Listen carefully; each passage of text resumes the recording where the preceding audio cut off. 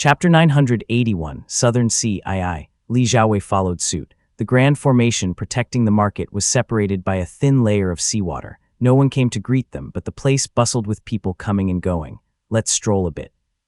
The Dragon Clan will definitely arrive within 6 hours, exclaimed White Banyan. White Banyan wandered around eagerly, buying shells and corals here and there. His cloak concealed both his cultivation level and his demonic identity, allowing him to move freely and comfortably. Li Xiaowei browsed casually and bought a map.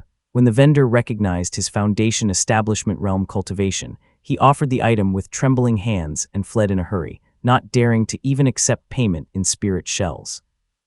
Li Xiaowei studied the map for a moment and muttered, "What a coincidence, this is Miao family territory in the Southern Sea."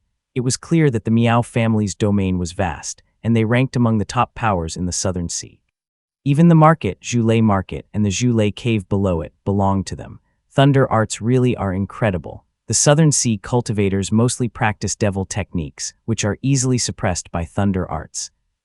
Though the Miao family has few direct descendants, their domain is extensive.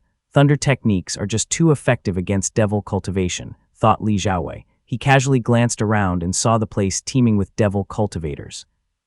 Blood qi items were everywhere, and on closer inspection, most of them had been refined from demonic creatures. Human pills were so rare and expensive that few dared approach them. The Southern Sea has few mortals but many cultivators.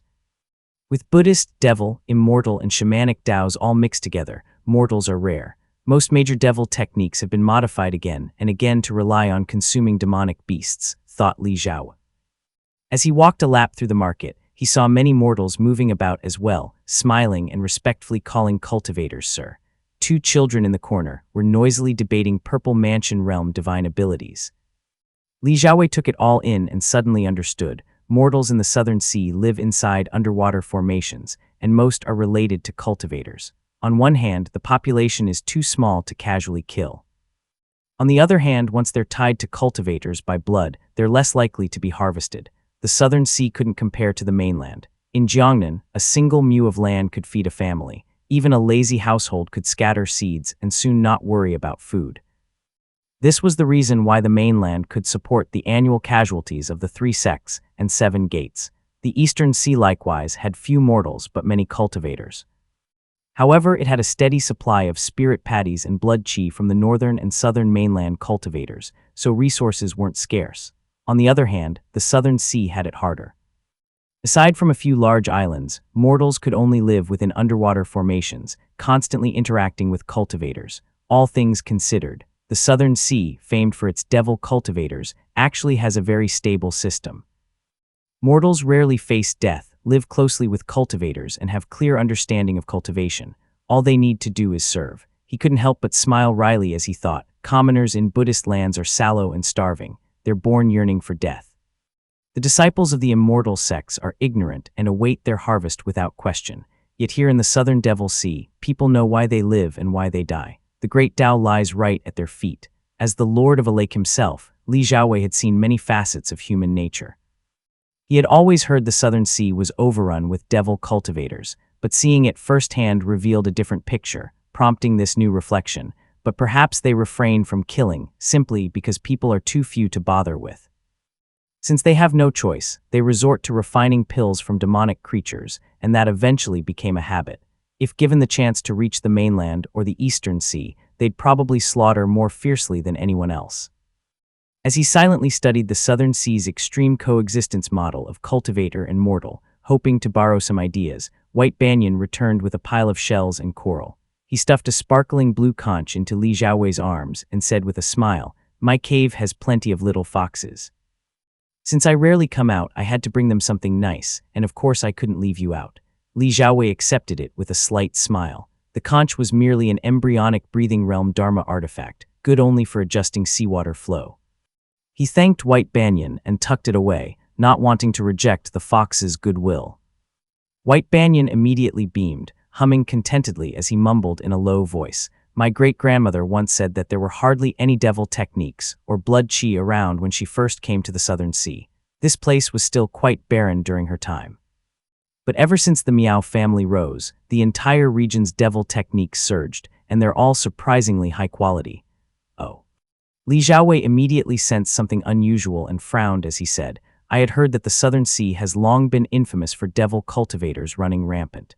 White Banyan scoffed and replied, in the early days, sure, there were devil techniques, but they were just run-of-the-mill. There were also many wood, earth, and water virtue-based techniques. There were even several immortal sects. Now they're all gone, thanks to the good work of the Miao family. After thinking it over, Li Xiaowei finally understood how the Miao family rose to such power in the Southern Sea. What a ruthless strategy. The Miao family first secured a monopoly on thunder arts and qi gathering techniques. Then, they spread all kinds of convenient, low-barrier, high-speed devil techniques across the vast region, immediately squeezing out all other cultivation methods. Once these high-grade devil techniques spread in desperate regions like the eastern and southern seas, it's not something that could be easily reversed. Nearly half of these devil techniques don't even require qi gathering. All they needed was enough blood qi. So when their direct descendants use abundant resources to cultivate thunder arts, who among them doesn't dominate in every fight? He shook his head and thought to himself, no wonder the Miao family is called a thunder arts family, yet also part of the devil Dao. Whether they themselves consume blood qi or not remains unclear, but this move alone shows their cunning. As Li Xiaowei fell into deep thought, White Banyan started mumbling again. Kid, most of the devil plague in Jiangnan came from the Blood Dharma manual, which also originated from the Miao family. The Golden Feather sect borrowed techniques from the Miao family too. That Golden Feather sect are all schemers. Just look at how they've risen. They shine alone now among the three major sects, and the seven gates fear them like tigers. That says it all. Li Xiaowei immediately caught on and thought to himself, a roundabout warning. In truth, the Golden Feather sect had no major conflict with his own family. In fact, their relationship was fairly cordial. The Li family had been gathering qi in the desert for years, and no one had dared interfere. Li Xiaowei didn't believe that was possible without Golden Feather's consent. What's more, rumor had it that Li Tongya and Zhang Yun were close friends, and the Golden Feather sect's disciples had always treated the Li family with courtesy. Still, since White Banyan had reminded him, Li Xiaowei could only keep it in mind and replied modestly, I'll remember your advice. White Banyan glanced at him, as if worried he might have said too much and provoked offense. He asked a few cheerful questions, but just then howling winds rose from the sea, jade waves surged to the sky, and the clinking of iron chains echoed through the waters.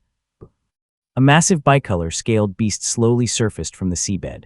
A splendid and lavish palace floated on its back. A vast black shadow quickly cast itself over the entire market, dimming even the once luminous night-illuminating pearls. The passing cultivators all looked up, stunned, gazing into the sea. The blare of conch horns erupted, followed by a familiar proclamation echoing from the waters. The Dharma chariot of the dragon son of clear sea and still pond is present. Chapter 982, begging to loosen it, Dingjiao really knows how to make a grand entrance. The entire street beside Li Xiaowei was shrouded in shadow. A crowd of cultivators fled in all directions, taking flight one after another beyond the grand formation. The area emptied out in an instant. White Banyan muttered, this dragon son. Everything was in chaos as everyone fled. The two mortal children from before had already vanished. Before White Banyan could finish speaking, a streak of silvery lightning leaped out from the marketplace, bounded across the sea a few times, and flew toward the bicolor scaled beast. A resonant male voice rang out. Miao Yi of Thunder Island greets the dragon son of clear sea and still pond. Li Xiaowei had met this man before. He had once come to Moongaze Lake to request the Duruo spear. He was quite capable and had privately inquired about matters regarding the ancestors. It turned out he was now stationed in the Southern Sea. Miao Yi placed both hands on his knees, knelt midair with both legs, then retracted his hands. With one knee down and one foot grounded, he kowtowed 3 times in succession. He kept his eyes low and did not dare to speak. Activating his perception technique, Li Xiaowei's vision sharpened. A fierce-looking demon general with bulging cheeks and black armor stood atop the bicolor scaled beast, cracking a long whip. His expression was foul as he shouted, "This has nothing to do with you. Stand aside and wait." Miao Yi let out a breath of relief and stepped to the side, instructing his attendants to bring blood food. The black-armored demon general scolded impatiently, "The dragon monarch's birthday is near. No blood food is allowed in the Eastern Sea. Take that filthy stuff away. If the Lord sees it, who knows what trouble you'll get into." There were still about 2 weeks until the dragon monarch's birthday. How could Miao Yi not know that? Otherwise, why would he bring up blood food? It was merely an excuse for the other party to scold him. He nodded and bowed repeatedly, thanking the warning and stood respectfully by the side. Miao Yi kept apologizing. White Banyan and Li Xiaowei observed it all as they made their way out of the marketplace. The fox sneered as he looked around. The area was now completely deserted now that all the cultivators had cleared out. Li Xiaowei looked around as he exited the water barrier. The surroundings were murky. The once vast yellow-green seabed, filled with coral and sea grass and glowing yellow spirit items underneath, was now covered in muddy sand and stone. They were likely swept away by the turbulent waters. The Miao family probably gathered them over decades, and now it's all gone, thought Li Xiao. The Dragon Clan were domineering, but did they really have to show the Miao family such blatant disrespect? Li Xiaowei found it a bit puzzling. White Banyan smiled at him and whispered, Thunder Island once came into possession of a treasure highly valued by the Dragon Clan. Both the Black Dragon lineage and the White Dragon lineage sent envoys to exchange for it. After much deliberation, the Miao family gave it to the envoy of the Black Dragon lineage. White Banyan looked like he was gloating a little as he said, either way, they were bound to offend one side. The White Dragon lineage was thoroughly offended, so Ding Jiao showed up all the way here with a nasty attitude. Miao Yi knows this well and is terrified of making a single wrong move. He's in deep trouble now. Li Xiaowei finally understood and asked, what kind of treasure was it? The Dragon Clan is wealthy in the Eastern Sea, yet this was enough to cause infighting among them. White Banyan replied, it was the Radiant's profound essence. Li Xiaowei immediately caught on, so it was for the sake of offspring. Radiant's profound essence was just an ordinary purple mansion realm spirit item and not particularly valuable to the Dragon Clan. However, its effect of aiding conception made it extremely precious. Li Xiaowei and White Banyan were now in front of the bicolor scaled beast. Miao Yi was still standing there with head lowered, not daring to move. He likely recognized Li Xiaowei, but the respectful expression on his face remained unchanged, and his breath was steady. This one's got depth and composure, thought Li Xiaowei. Li Xiaowei glanced at him. The black-armored demon general stepped forward with a smile, retracted his whip, and said, honored guests, this way please. White Banyan quickly followed the demon general into the hall. Behind them, everything dissolved into endless waves. Blue and green swirled as water surged upward. Clearly, the bicolor scaled beast had taken off. Li Xiaowei steadied his footing as a hearty laugh rang out, fellow Taoists. A white-horned youth in robes embroidered with waves and serpent dragons stood before them. His light blue eyes carried a smile as he stepped forward in golden boots and said in a clear voice, White serpent dragon of clear sea and still pond, Ding Jiao greets fellow Taoists. This was clearly directed at White Banyan. He flicked his pale blue sleeves and replied in a soft, melodious voice, his tone markedly different from before. Fox of the serene heart, who listens to the lake's stillness, White Banyan greets the crown prince. Excellent. Ding Jiao laughed heartily, clearly in high spirits. He invited the two to sit and then feigned surprise as he said, so White Banyan is a fox of the serene heart, with such close blood ties to Mount Dali's master. I've been negligent. Had I known your identity, I should have come out to greet you myself. That was my mistake. You flatter me, Crown Prince. White Banyan's eyes were slightly narrow, and his features strikingly attractive. He sat gracefully with a wine cup in hand, his tone soft and elegant as a refined smile appeared on his face. It was completely different from his usual playful demeanor. He replied gently, I merely received the grace of the Mountain Lord's blood pool and had my temperament altered by fate. I am unworthy of such courtesies. Ding Jiao suddenly understood and nodded, clapping lightly as he said, even so, such blessings speak of deep fortune. The two continued their cordial conversation for a bit.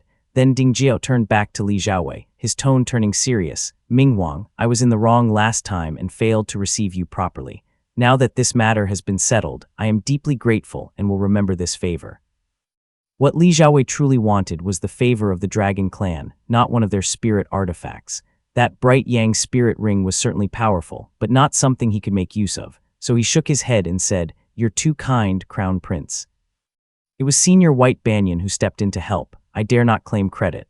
As the three conversed, White Banyan displayed a completely different side. He was elegant and eloquent, weaving refined stories into the conversation and praising Dongfeng Yu several times. Ding Jiao listened with a smile. Both the host and guests were clearly enjoying themselves. The bicolor-scaled beast moved at astonishing speed. Time seemed to shift as Li Xiaowei listened to the two chatting.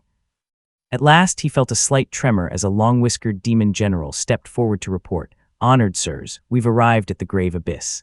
Ding Jiao rose and began descending, leading the two while speaking softly. Ming Wang, you might not know, so let me explain. This place lies south of the Southern Sea and is called the Grave Abyss. The group flew off the scaled beast together. A vast sandy terrain stretched before them, with stone islands of various sizes arranged in a radial pattern. A massive abyssal trench lay in the center, and was so wide that one could not see the far end of the chasm even with the sharpest gaze. The landmasses on both sides of the abyss were shattered. Some were as large as cities, and others as small as houses. Seawater flowed along web-like channels into the abyss below, which contained nothing but endless darkness. Chapter 983, Begging to Loosen It, Aye. Dingjiao gazed at the scene, his voice low and distant as he said, "Before the ancient cataclysm, this used to be a vast continent. It was as broad as Jiangnan but only sparsely populated. Jiangnan had tens of millions of people back then, while this place had only a few million. During the cataclysm, two immortal lords fought here and shattered the entire continent. Not only did all spiritual energy vanish, but it still does not contain life. We of the Dragon Clan call it the Grave Abyss. It stands opposite to Shiki Island in the Eastern Sea." White Banyan nodded, seemingly also visiting this place for the first time. He looked around with great interest and spoke softly. "I heard there's no spiritual energy here, which means no great void. Even Purple Mansion realm cultivators must descend and physically fly here." "Exactly," Dingjiao replied quietly. "This abyss extends all the way to the underworld. It is said that the spirits of the underworld pass in and out through this very place." He continued descending as he spoke. The three quickly vanished into the boundless darkness. Li Xiaowei watched the surging seawater pouring down on both sides. His brows furrowed as he murmured, "This grave abyss is terrifyingly vast. Why haven't the waters of the Southern Sea drained dry? It's hundreds of times larger than the Sky Pit in the Northern Sea. Even if it rained over the entire Southern Sea, it wouldn't be enough to refill it. Could it be like the ocean's edge, where the seawater falls into the depths and instantly transforms into water veins that rejoin the sea?" Dingjiao shook his head and explained, "The seawater doesn't pour into the abyss everywhere. This is merely a drainage outlet. If you fly a bit farther south, the land actually rises above sea level and no water flows in." Li Xiaowei nodded and reminded, "There's no spiritual energy here. If we run out of mana, we'll be in trouble. Don't worry." Dingjiao took out a few white pearls from his sleeve, thought for a moment, then put them away and instead pulled out a black circular spirit artifact. In a blink, it expanded beneath them. He apologized and said, "My cloud riding mount isn't practical inside the abyss."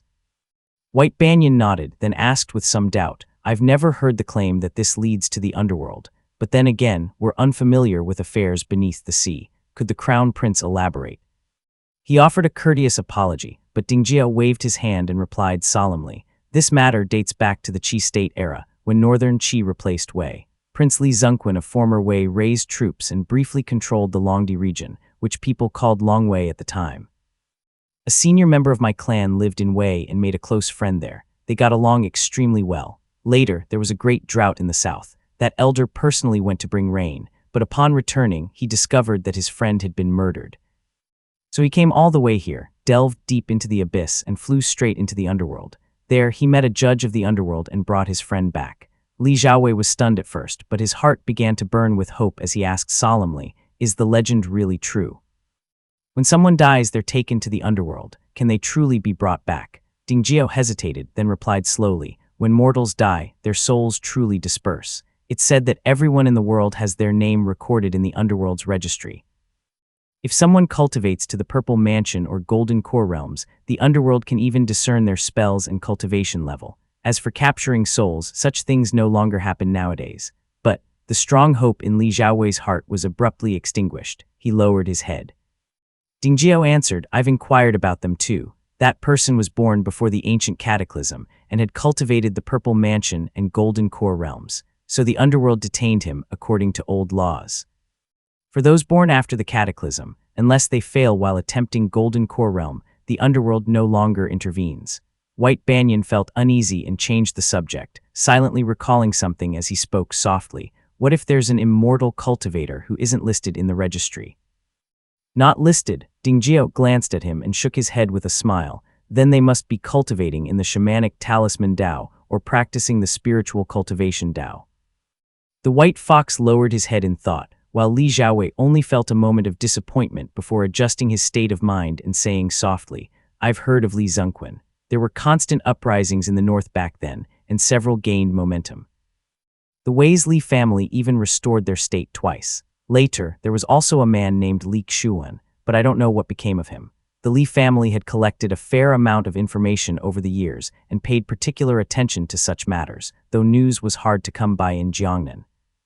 It was rare to hear anything while in the Eastern Sea. White Banyan glanced at Ding Jiao and spoke softly. He was slain by the Emperor of Qi. His head was hung at Danyang City and left there for 9 years. Ding Jiao remained silent as the spirit artifact beneath their feet slowly rose and fell.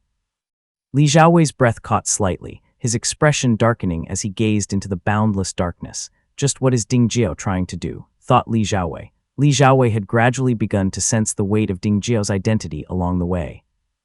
This crown prince of the White Dragon lineage was likely one of the most exalted among them all.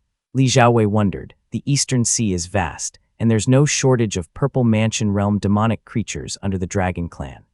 If he truly wanted something, could the clan not dispatch one of them to help him? Even without considering the rest, Dongfeng Heian alone is strange enough. White Banyan was merely a Foundation establishment realm fox demon, and his cultivation wasn't even one known for superior hearing. Perhaps it was due to his bloodline, or maybe he had a few unique techniques for listening, but could he truly compare with a Purple Mansion realm being who possessed divine abilities, judging by the attitude of both demons? This must be something orchestrated jointly by the Fox tribe and the Dragon clan, but what kind of matter is it that they would bring me along? White Banyan said Ding Jiao wanted to form ties with me. Is there some kind of benefit involved? These thoughts churned briefly in his mind, then he sat in silence for several days. Ding Jiao and White Banyan had both stopped speaking entirely. Ding Jiao said not a word, while White Banyan looked extremely focused, his ears twitching faintly. He slowly stood, listened for a moment, then white fur began to emerge across his body. With a small twist, he transformed into a pure white fox that didn't have a single blemish. The fox's 2 ears stood erect, and there was even a third ear between his brows. It formed a triangle pointed upward. From the side, it resembled a fluffy and exquisite white horn. White Banyan revealed his true form and crouched on the platform as they continued descending.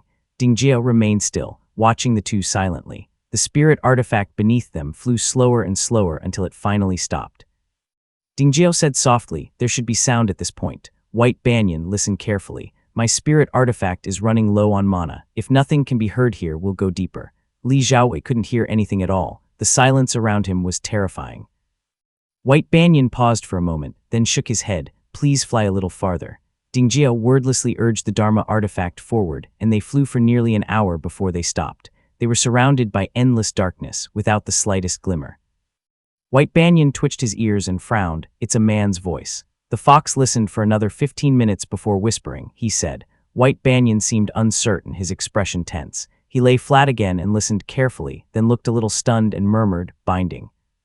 Burning hot, begging something. Li Xiaowei's heart clenched. Ding Jiao furrowed his brows and asked in a deep voice, did he say anything else? White Banyan listened a while longer. He activated his mana, and purplish light mixed with mist swirled around him. The white fur by his ears gradually turned deep violet. After another 15 minutes, he said in a soft tone, no other words, just that one sentence. His expression was somewhat shaken.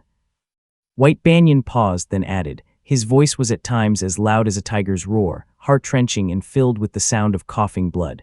At other times it was sharp as a rat's squeak, piercing the clouds and splitting stone. It was utterly terrifying, he said. The binding is burning hot, bound too tightly. I beg you, loosen it a little. Ding Jiao raised his brows, his expression a mixture of cold fury and shock. After a moment of silence, he pulled out a jade vial from his sleeve, placed it on his palm, and said in a low voice, Fox of the Serene Heart, keep listening. Chapter 984, Listening in I. Ding Jiao spoke in a low voice. White Banyan glanced at him, but was already showing hesitation. After all, some things weren't meant to be heard so casually. He whispered, does the Crown Prince have any information? This place is strange. If the one below has too great a background, we might violate a taboo. So even White Banyan doesn't know who it is, thought Ding Jiao. After all, among the three, he was the one who had gone to listen in person. If something went wrong, White Banyan would be the first to suffer. Ding Jiao naturally understood his concerns and replied softly, it's fine. A senior once mentioned that what's beneath isn't a Golden Core Realm cultivator. If a Golden Core Realm cultivator had cried out in pain, would we still be alive? Uncle Heian would have come out to warn us long ago. What White Banyan feared most was a Golden Core Realm cultivator. Ordinary purple mansion realm matters wouldn't endanger him as a fox of the serene heart, but if it involved a golden core realm cultivator, even the lord behind him might not be able to protect him. Since Uncle Heian hasn't appeared, it means there's no danger here, said Dingjio, gently reassuring the two of them. He put away the jade vial in his palm and revealed a bright white stone bead. The bead was milky white, with 3 faint yellow patterns etched on its surface. A soft glow surrounded it, but there was no mystical brilliance. Dingjio spoke softly. This place is so deep that even purple mansion realm cultivators can't reach the bottom. The deeper it goes, the stronger the baleful qi. Normally, they just hear a single cry. That's why I specifically brought this ancient spirit artifact. This item once belonged to the Jai Immortal Dao. It's called Yin Era's Jai Earth Tongue and has been in my estate for a long time. It has only rarely been used. White Banyan couldn't help but glance over at the impressive origins, revealing a hint of envy as he softly said, "An Earth Virtue ancient spirit artifact is truly rare. The Jai Immortal Dao is top tier. Only a dragon-blooded crown prince like you could own such a piece." Dingjio looked a bit embarrassed. He raised his chin slightly and his pair of dragon horns glowed faintly, becoming the only source of light in the entire abyss. He replied, "Earth Virtue is indeed formidable, but this item is too ancient." Back then, cultivators didn't craft Dharma artifacts for combat. They prioritized mystique above all, so this one isn't very useful in battle. White Banyan looked slightly puzzled, but Dingjio didn't explain. He casually tossed the bead into the air. It spun midair and released a hazy yellow glow. Li Xiaowei frowned slightly, but Dingjio remained silent. The yellow light circled them once and swept across the stone walls like a shadow. Wherever it passed, the earth and stone trembled with a rustling sound. Dingjio's voice turned low and he chanted an obscure incantation that was hard to decipher. Suddenly, the stone wall beside them split open with a loud crack, forming a palm-sized mouth. Its lips and teeth were clearly defined, and a deep voice buzzed forth from within. The voice was hoarse like rocks grinding against each other. It was layered, ancient, and hesitant, yet it showed no extra emotion. White Banyan watched thoughtfully, then chuckled and said, "It is, after all, from the Jai Immortal Dao." Dingjio waited a moment, then gave up and handed over the bead with a smile. "Minghuang, this item can hear the language of the earth and make stone and soil speak for us. But Jai Immortal Dao was the head among immortal Daos, and this spirit artifact is prideful. It won't accept my demon power. You should give it a try. How interesting." Only now did Li Xiaowei understand their reaction. He took the bead gently and channeled his mana into it. The bead immediately brightened severalfold and came to life. The mouth on the stone wall called out eagerly, "Greetings, my lord." Li Xiaowei swept his spiritual sense over it and nodded, then asked, "Are you this wall?" The wall replied respectfully, replying to my lord, "I am indeed the minor god of this wall, awaiting your exalted instructions." "Good." Dingjio nodded in satisfaction and instructed, "Go down for a round and report what's below. Remember, you don't need to see or listen, just speak as instructed. I'm afraid even one glance or sound might shatter your feeble divine power, and I'd have to summon another." "Thank you, exalted immortal." The minor god within the wall gave thanks, and the mouth slid down the wall. Li Xiaowei gave a small nod of approval, then looked at the Yin Era's Jai Earth Tongue in his hand. It was simple and unadorned, with no hint of being an ancient spirit artifact. White Banyan's ears twitched. He formed seals and began chanting softly in preparation. His voice was like a low weeping. It was sharp and grating to the ear. Soon, purple light shimmered from the fine hairs on his body, flitting around the two like birds. Li Xiaowei suddenly felt a clarity in his ears, followed by the emergence of chaotic noise. It was distant at first, then drew near, rising and falling, binding. "Too tight, please, loosen." White Banyan hadn't exaggerated. The voice was anguished to the point of heartbreak. The person was howling and wailing as if undergoing brutal torment, desperate to scream its very heart out. As each person performed their role, Dingjio finally focused his spirit and spoke softly, "Who are you?" Li Xiaowei suddenly felt all the sound around him vanish. The agonized cries ceased, replaced by a silence so intense it sent chills down his spine. After more than 10 seconds, a roar sharp enough to pierce metal and shatter stone erupted skyward, shaking the entire abyss. The man's voice was as shrill as a ghost's wail. "Who are you? Where is Yao Chenlin?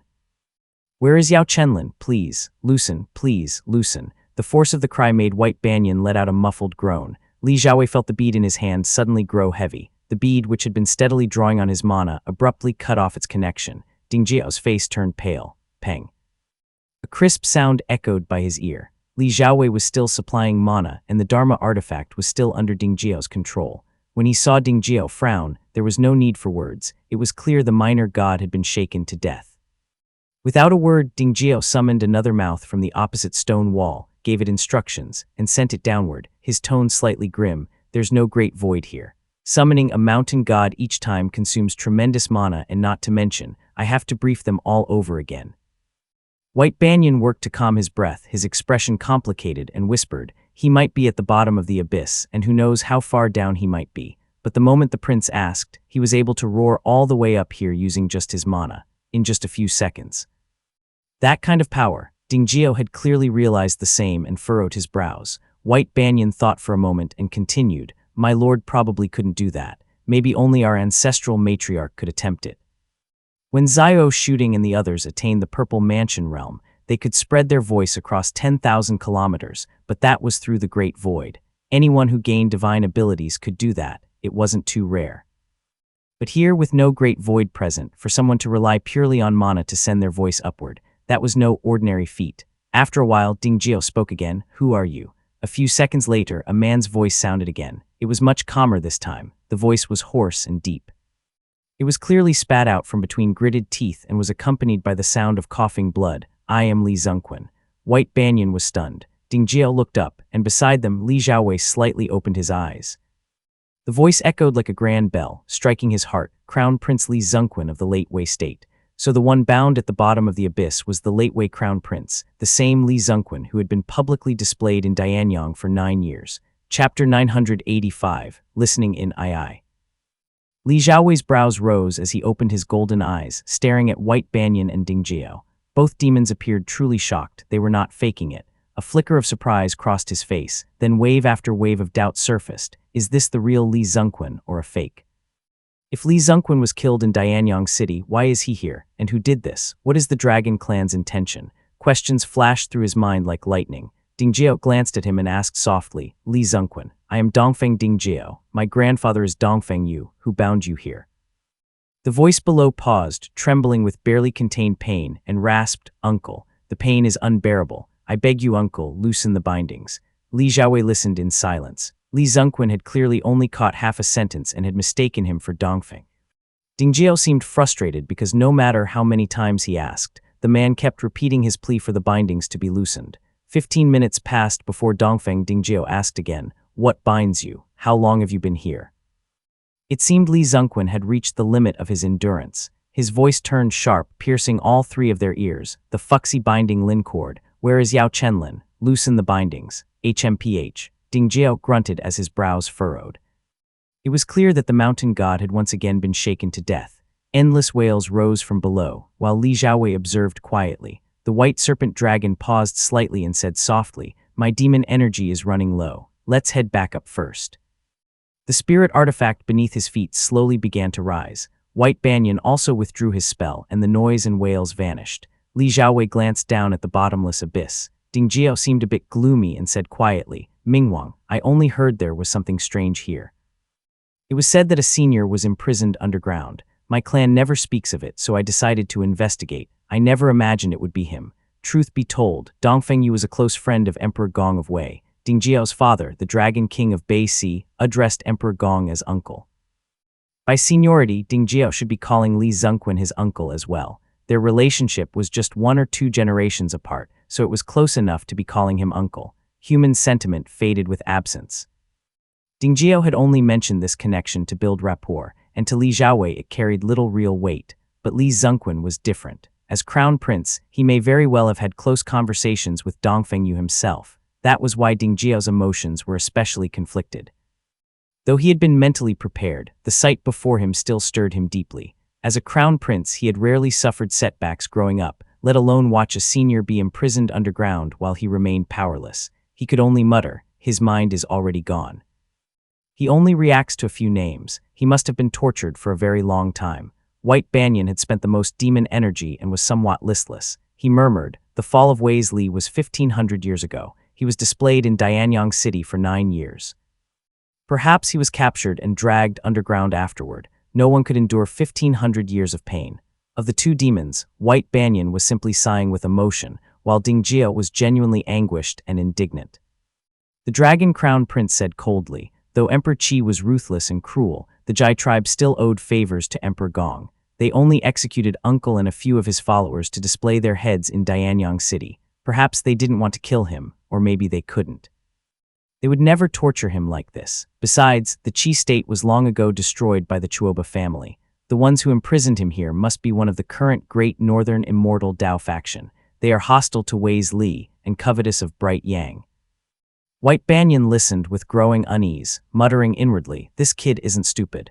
You're practically naming Mount Luoxia directly with how detailed you're being. Dingjiao, oh Dingjiao." White Banyan understood clearly that Mount Luoxia had always had poor relations with the Dragon clan and with most of Demonkind. Even his own Mount Dali had suffered under them more than once. But Mount Luoxia was guarded by a Dao embryo realm cultivator. It wasn't a Dao lineage one could casually mention. How could Li Xiaowei not catch the implication? Zhao State was now little more than a toy in the hands of Buddhist cultivators. The number of Great Northern Immortal Dao factions could be counted on one hand. He could guess the name from the clues alone. So though he made the connection, Li Xiaowei chose not to respond directly and instead asked solemnly, "Your Highness, the matters of Wei, Qi, Liang, and Zhao are rarely recorded in the south, so it's hard to grasp. May I ask, what Dao did Emperor Qi cultivate?" Li Xiaowei now knew quite a lot. At his question, Dingjiao sighed. Emperor Qi Shicheng cultivated the Radiant Essence Dao, which complements Lesser Yang. They are always paired. This Dao now allows one to transform Bright Yang into Lesser Yang. It's clearly aligned with what's above. White Banyan quickly stepped in, afraid Dingjiao might mention Mount Luoxia again, and said, "Exactly. The Supreme Yang can be divided into Lesser Yang, which gives rise to Radiance, and Radiant Essence in turn transforms Bright Yang into Lesser Yang. It's the very cycle of mutual generation." Li Xiaowei made a mental note. After all, he cultivated the Dao of Bright Yang. If he ever encountered someone who practiced Radiant Essence, he would need to stay on guard. When Dingjiao placed his hands behind his back, he spoke softly, "Thank you both. This matter has now reached a conclusion. Though the outcome isn't entirely satisfactory, I now understand the situation." Dingjiao observed their reactions and knew his words had sunk in. He didn't spell it out further. Nodding slightly, the spirit artifact beneath his feet accelerated, transforming into a white streak that shot upward. Dingjiao said softly, "This matter in the abyss is a secret, and not exactly something to be proud of. I ask that the two of you keep it confidential for your own sake as well." "Of course," the two responded promptly. Dingjiao said with a smile, "Rest assured, there is no great void here. I came specifically on a special day. The inland cultivators can't calculate the actions of our Dragon clan today, and those arrogant Dao lineages seldom concern themselves with outer sea affairs, let alone trace anything back to us." His meaning was now even clearer. He was telling them not to worry. White Banyan nodded with a smile, while Li Xiaowei mulled over his words, "A special day." Li Xiaowei paused slightly, then suddenly understood. After calculating carefully, he silently praised, "Today is the Dragon Monarch's birthday." When Li Xiaowei and the others went to Thunder Island, they had overheard Miao Yi mention the Dragon Monarch's birthday. At the time, Li Xiaowei had asked White Banyan, who said there was still about half a month to go. And all this commotion has taken about 12 days. The moment we were down in the abyss just so happened to be the second day of the middle month. He glanced at Dingjiao, while White Banyan remained silent. Li Xiaowei now understood. The Mount Dali Fox tribe knew this was the best date. That's why White Banyan rushed so urgently, and the bicolor scaled beast's travel time had been calculated ahead of time. Dingjiao acted like he came and went on a whim, but that was far from the truth. Chapter 986, Dragon and Fox. Two demonic creatures and one man emerged from the grave abyss and back into the sea. They passed over numerous shattered, barren, and uninhabited islands that were truly devoid of any sign of life.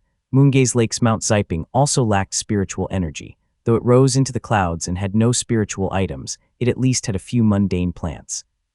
This place had no vegetation at all. There was only bare sand and stone. Li Xiaowei, however, was not just looking at the surface. Inwardly, he calculated, this place is unimaginably barren, but it is not part of the Great Void.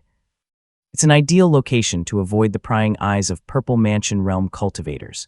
The only pity is that it's unfit for cultivation. The long-bearded demonic creature waited to the side. Dingjiao was in a foul mood and said little to him as he drove his spirit artifact forward.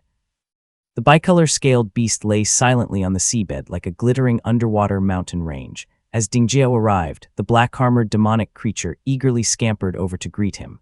Honored lords. Clearly, Dingjiao had no interest in conversation. The black-armored demonic creature instantly read his bad mood and became as docile as a sheep. At a mere wave from Dingjiao, he dashed off, raising his whip to drive the beast. When he arrived before the palace, Dingjiao flicked his robe and finally let out a breath, a smile appearing on his face as he softly said, "Please." The two demonic creatures and the man entered, only to find someone already standing inside the hall. His sleeves were neatly arranged and he had a graceful smile on his face. Waiting off to the side, he bowed as the trio entered. "Greetings, Your Highness the Crown Prince. Greetings, fellow Taoists," said the man, Uncle Heian. Dingjiao quickly stepped to the side and respectfully saluted. The Dragon Crown Prince smiled warmly and said courteously, "Uncle, you manage countless affairs each day. It is truly rare and fortunate to have you visit my hall for a chat." Dongfeng Heian returned the gesture politely and said warmly, "When I heard the Crown Prince had come to such a perilous place, I came here early to wait. I also followed along just now, but feared disturbing your mood, so I refrained from making my presence known." He remained half a step behind Dingjiao, escorted him to the main seat, and waited until both host and guest were seated. He then gracefully sat to the side, smoothing his sleeves as he softly said, "Li Zunquan, after all, is still an ancient demon who's over 1,000 years old. His mind may be muddled, and it's hard to say he won't lash out even if he is bound by the Fuxi binding Lin cord. There are many dangers underground. Though your highness commands overwhelming dragon might, I worried about disturbing your dignity or offending your guests. Thank you, uncle." Dingjiao was all smiles, while White Banyan carefully examined Dongfeng Heian, inwardly startled. So this is Dongfeng Heian. Aside from lacking divine abilities, he's no different from a Purple Mansion realm cultivator. No wonder he shattered Chuoba Chongyuan. He might really be able to protect himself against Purple Mansion realm cultivators. After a few more glances, he grew even more suspicious. Is he really not at the Purple Mansion realm? In all the world, there's only this one Dragon Cloud, who can truly grasp his strength. Could it be that he has already reached the Purple Mansion realm, and the Dragon Monarch has merely concealed his divine abilities? Dingjiao paused slightly and asked softly, "Uncle, I am unfamiliar with the Fuxi binding Lin cord. Could you explain it to me?" "Oh." Dongfeng Heian spoke gently. The Fuxi binding Lin cord is a Dharma artifact of Yao Chenlin. This spirit cord uses the most excruciating pain in the world to wear down one's will. You young ones wouldn't know. Pain is no trivial matter. It is the foremost enemy of the mind. When torment continues long enough, one cannot stop weeping. Hatred, love, and the pursuit of the Tao all are forgotten. Only pain remains, and with it the desperate longing for a moment's rest. That is the purpose of the Fuxi binding Lin cord. His tone remained calm and elegant, yet his words carried a cruel edge. That thing delights in hearing pleas for mercy. The more one resists, the tighter it binds. The pain splits bones and pierces the soul. Only by howling for mercy can it slightly loosen. Should one stop, the pain multiplies 100-fold. It's merely a method to grind down the will. After centuries, the only thought left in the mind is that begging earns a moment's reprieve. That Li Zunquan can still respond at all shows the sheer strength of his mind. What a vicious treasure. Dingjiao's brow never relaxed as Dongfeng Heian spoke. Being one of the branches closest to Wei and Li, he fell into silence. After finishing his conversation with Dingjiao, Dongfeng Heian sipped his wine, glanced at Li Xiaowei, and said with a smile, "This must be the White Kilin." "Minghuang greets Senior," Li Xiaowei replied politely. Dongfeng Heian only nodded and didn't say more to him. Instead, he turned to the fox and said, "Give my regards to your master." After a few polite words, he quickly withdrew, offering a bow at the hall entrance and fixing Li Xiaowei with a meaningful look before vanishing. Dingjiao, now in a much better mood, raised a cup toward the other two, then glanced in the direction Dongfeng Heian had departed, quietly pleased. The Dragon Sons were one of the Eastern Sea's most prized individuals, and they rarely spared a glance for Foundation Establishment realm cultivators. Dingjiao had always been mild-mannered and respectful, if not overtly courteous toward these Foundation Establishment realm figures, even Dongfeng Heian. Those few brothers of mine, their intent to command Uncle Heian has always been strong. They've been constantly issuing instructions, both big and small. Now they'll be in a bind, thought Dingjiao. Dongfeng Heian had naturally treated him well. Had it been any other dragon son, they would have considered escorting him this far as a courtesy. They certainly wouldn't have appeared in person or shared a drink so politely. Dongfeng Heian is only the beginning. In the future, there will be Minghuang, White Banyan, thought Dingjiao.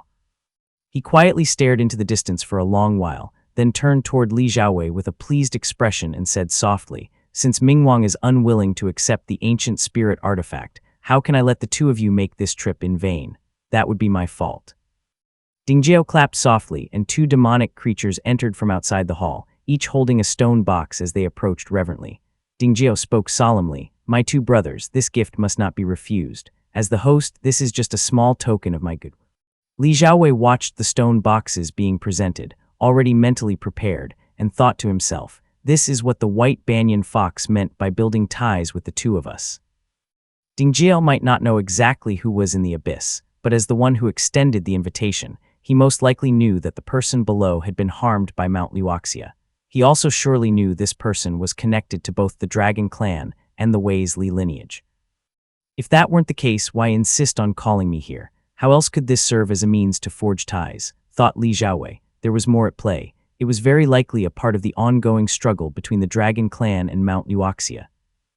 Dingjiao had laid all of this bare, almost openly declaring that Mount Liuxia harbored ill intentions. Dongfeng Heian even made a special trip here and appeared in person just to tell me how painful the Fuxi binding Lin cord is. If Mount Liuxia treated the late Wei's Li crown prince that way, can they possibly bear any goodwill toward the Li family, or toward me, Li Xiaowei? The Dragon Clan had long been close to the Wei's Li lineage. I've only just reached the Foundation establishment realm, and they're already inviting me into the sea. Their stance is clear, but what role is the Dali Mountain Fox tribe playing in all this? Pondered Li Xiaowei. Chapter 987, Turning into a Deer Eye. Senior White Banyan bears me no ill. But once Mount Dali is involved, and considering the past tensions between the Dragon Clan and the Fox tribe, I was tasked with delivering this message. Perhaps this is an attempt to shift their relationship. Li Xiaowei carefully recalled White Banyan's words, and his thoughts gradually became clear. The death of Dongfeng Yu was certainly the key turning point in easing tensions, but age-old grudges aren't resolved by one death alone. The Fox tribe is taking the initiative, and the Dragon Clan are being gracious in return. This is likely due to external pressure. If they now share a common enemy, and this diplomatic attempt is centered around probing Mount Liuxia's secrets.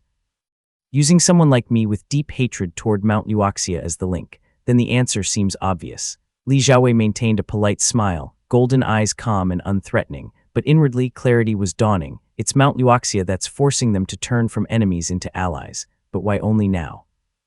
Did Mount Liuxia do something, or are they about to? The bicolor scaled beast glided smoothly through the ocean. Music echoed in the hall, the scent of spirit fruits wafted through the air, and wine shimmered in goblets, but Li Xiaowei felt as if he were at the center of a storm. He could feel currents stirring above him, with Mount Liuxia, the dragons, the foxes, and countless hidden factions intertwined beneath the heavenly glow. My Li family is barely stronger than the weakest of the Fox tribe, nothing more than ants in comparison. More importantly, does Mount Liuxia know? And what does that person think of all this? Though Dingjiao had repeatedly promised that today's events wouldn't be traced back to them, Li Xiaowei never took his words to heart. He treated it all as empty pleasantries and remained completely on edge. Could the Purple Mansion realm cultivators of Jiangnan truly have been unaware when I was invited into the Serpent Dragon Palace? My family searched for foxes several times right near their territory, so how could they not have known? Even my departure from the lake and boarding the bicolor-scaled beast in the southern sea was no secret, not with so many eyes watching. There's no need for divination here, just a bit of reasoning, and most of the puzzle becomes clear. What is Dingjiao really trying to keep secret? Is it just entering the abyss? Li Xiaowei remained utterly composed as he faced the crown prince of the dragons, who wore a kind smile at the head of the hall. He was as calm as a still lake. This prince's status is even higher than a typical Purple Mansion realm cultivator. He may be trying to befriend me, but surely there's more to it than that. There were no real clues amidst the fog of uncertainty. Just then, the black-armored demon general presented a stone box and lifted the lid. A faint glow shimmered across the surface of the contents. Li Xiaowei's expression didn't change. He looked over and saw that the box held a case of crystal-clear spirit water, so faint in color it was nearly invisible. There was a single spot of bright yellow floating on the surface. He scanned it with his spiritual sense. The water exuded an overwhelming spiritual qi, yet the yellow reflection had no discernible origin, as if it had appeared from nowhere. Dongfeng Dingjiao chuckled, waved his hand to halt the music and dance in the grand hall, and spoke softly, "Mingwang, this item is called Hidden Plunder Gold. It is formed from the essence of the supreme yang that fell into the deep sea. It cannot be seen by sight, nor detected by spiritual sense. Even if placed clearly before you, you wouldn't notice a trace of it without a divine ability. The box contains Hu Yuan spirit water, which we dragon kin use to cleanse our forehead horns. Humans often use it to cultivate ocular arts. This hidden plunder gold can only cast a reflection within this specific spirit water, making it easier to locate. Li Xiaowei had heard of Hu Yuan spirit water before. There was something similar in the mainland known as pure essence spirit water, which his own family had used to cultivate perception techniques. It was considered precious, but here they had an entire box of it. It's merely water used to reveal hidden plunder gold, and a thin layer at the bottom would have sufficed, yet they filled a whole box. This truly shows how wealthy the Dragon Clan is, thought Li Zhao. Ding Jiao went on to say that the Dragon Clan used this to wash their horns, which implied it wasn't even a rare treasure to them. Ding Jiao shifted his focus to the invisible hidden plunder gold and spoke softly. This item is a rather unique supreme Yang Dao spirit item. It can be placed within the Shenyang, Juk acupoints, or the Qi Si to aid in cultivating Dharma light. It benefits nearly all types of Dharma light. Li Xiaowei silently circulated the heavenly radiance, hidden light technique within his body. Although his spiritual sense couldn't perceive the item before him, he could feel his Dharma light stirring restlessly. This spirit item is indeed excellent. It's likely a rare and unique treasure of the supreme Yang Dao. Otherwise, with Ding Jiao's temperament, he would never have taken it out, thought Li Xiaowei. This dragon prince had already presented an ancient spirit artifact upon their first meeting. Ordinary items clearly wouldn't appeal to him. Even the Hu Yuan spirit water was merely used to illuminate this treasure. Li Xiaowei thus nodded solemnly and said, "I only made a short trip and barely put in any effort. I truly feel unworthy of this gift. Still, I will remember this kindness. Thank you, Your Highness." Ding Jiao's furrowed brow relaxed when he didn't refuse. He smiled and nodded, then turned to White Banyan and said gently, "This restrained, profound purple flame was a serendipitous find by a senior Luan during a journey to the Western Sea. A few years ago, a fire Luan visited my place and gifted it to me. But after thinking it over, we dragons are rulers of the aquatic races. We have no use for the restrained, profound purple flame. Its value would be far greater in your fox tribe's hands than with us. Our elders have long discussed this matter. I won't say more. White Banyan just accept it." White Banyan visibly paused, apparently surprised by the flame's value, but happily accepted it. Ding Jiao was delighted and clapped his hands, and a group of purple-robed women promptly entered the "Come." Dongfeng Ding Jiao raised his cup as the purple-robed women began dancing. Violet-blue shrimp tails flicked back and forth beneath their robes. It was clear they were shrimp demonic creatures in human form, and their dance was uniquely captivating. Well, they are dragons after all. Not a single feast or performance has been repeated throughout this journey. There were shrimp, clams, crabs, snakes, and everything imaginable. The Dragon Clan truly puts thought into these things, thought Li Xiaowei. Li Xiaowei raised his cup. They continued their conversation amidst the dancing and music. Ding Jiao genuinely wished to build ties, while White Banyan and Li Xiaowei were willing to respond in kind. Host and guests alike were all smiles as a joyous atmosphere filled the hall. Outside the hall, water flowed rapidly, casting emerald-red reflections. The bicolor scaled beast sped toward the eastern sea. Above, dark clouds loomed and thunder rolled through the shifting sky. Chapter 988, turning into a deer eye, Moongaze Lake. The grand hall atop Pingya Island was empty and spacious. A few cultivators hurried by as Li Jiangqian descended the broad steps at a brisk pace. His features had matured over the past 2 years, and he moved swiftly down the staircase while several attendants stumbled after him. "Your Highness."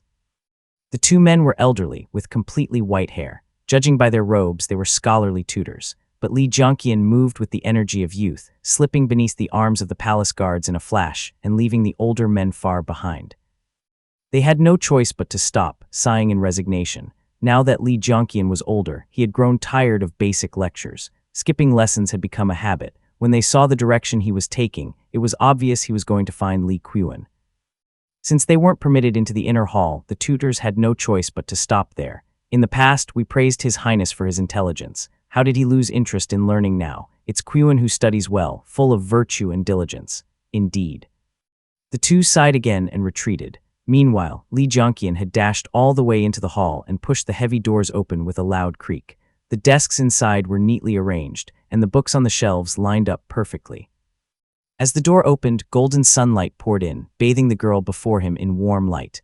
Qiuan. Li Qiuan had now returned to the lake and taken up her name, Li Qiuan. Her attire had grown more vibrant, and her complexion healthier.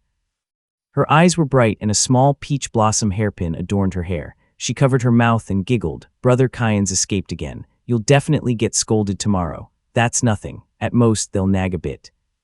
As long as they don't report me to the elders, they can't do anything, replied Li Jianqian as he pulled out a bamboo box from his sleeve and set it on the desk with a soft thud.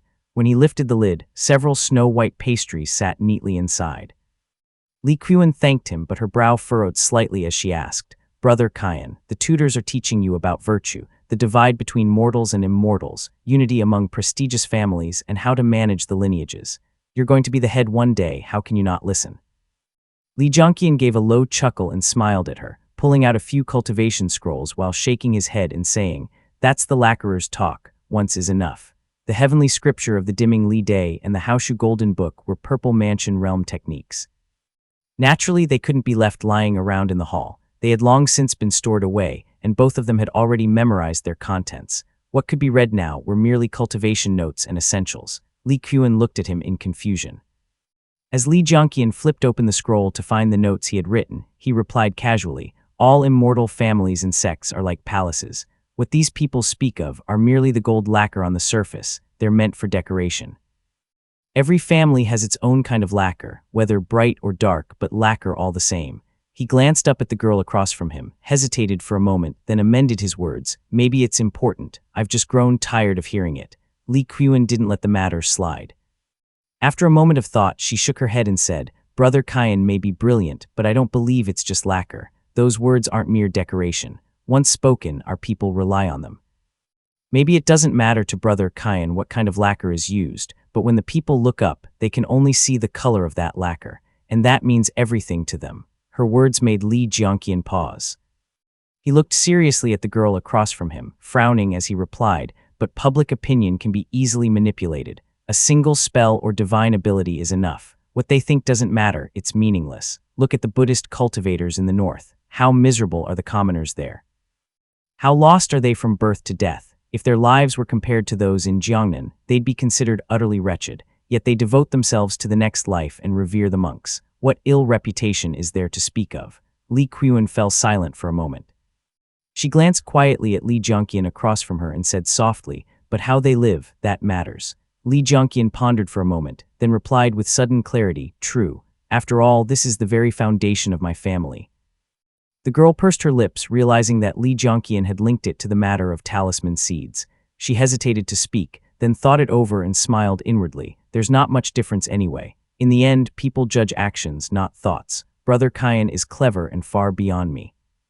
So long as he has the will, no one will ever be able to take advantage of him.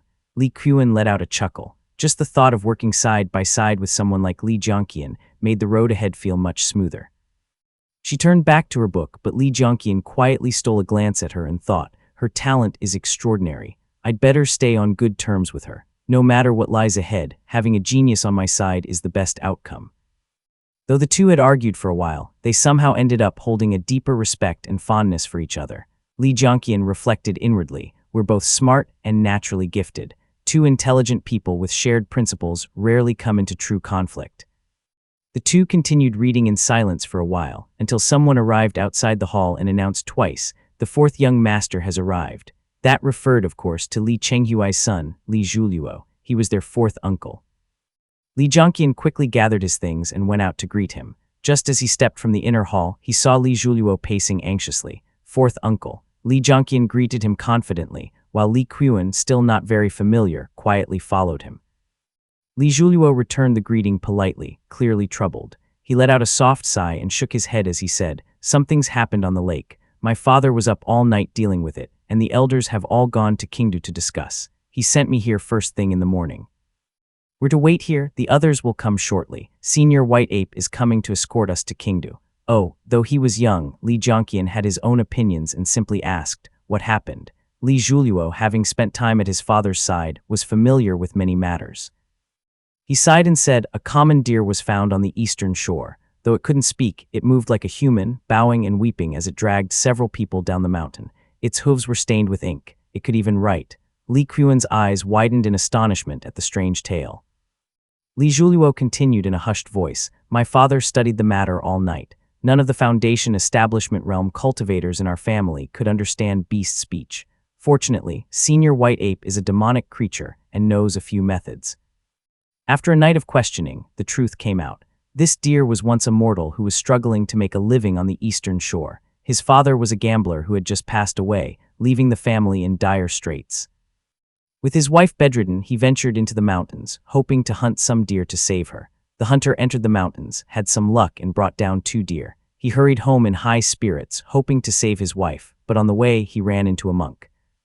A trace of anger appeared on Li Juliuo's face as he shook his head. He said the monk was enraged by the killing. The hunter begged for mercy, but the monk said he had traded 2 lives for one, and so cast a spell turning him into a deer in order to taste what it felt like to be hunted. Li Qian looked puzzled, but Li Jianqian's expression darkened instantly as he growled, "What bald donkey dares do such a thing? Might as well turn everyone who's ever killed into a beast. Where is Master King Heng? Any word from him?" Li Juliuo's face showed unease as he shook his head and said, "That's the troublesome part." Master King Heng examined the deer. He said the one who cast the spell possessed extremely high cultivation. Not even a trace of mana could be detected on the deer. Their cultivation is without question superior to Master King Heng's. Li Jianqian frowned. Only after the two finished speaking did Li Qian quietly ask if he was turned into a deer. What happened to his bedridden wife? Li Juliuo paused and said, she was already gravely ill and hadn't eaten in a long time. By the time they found her, she was gone. Chapter 989, Fuxia I. Mount Qingdu had seen increasing construction in recent years, with pavilions and towers rising in great numbers. After the Li family's main bloodline moved away from the mountaintop, the cultivation chambers within the Qingdu cave dwelling became a secluded place for cultivators by the lake to enter seclusion and break through. It was quiet, undisturbed, and above all, safe. Li Xuanxuan emerged from the hall at the mountaintop, followed closely by Li Zhuming, grandson of Li Ziming. The child had truly poor innate ability. After all his efforts, he remained stuck at the second stage of the embryonic breathing realm. With Li Ziming currently in seclusion, the boy could only tag along and lend a hand to Li Xuanxuan. When the old man arrived at the hall, a stag was kneeling before it. Its fur was slick and glossy, but it was kneeling with unwavering stillness. The stag had tears streaming from its eyes.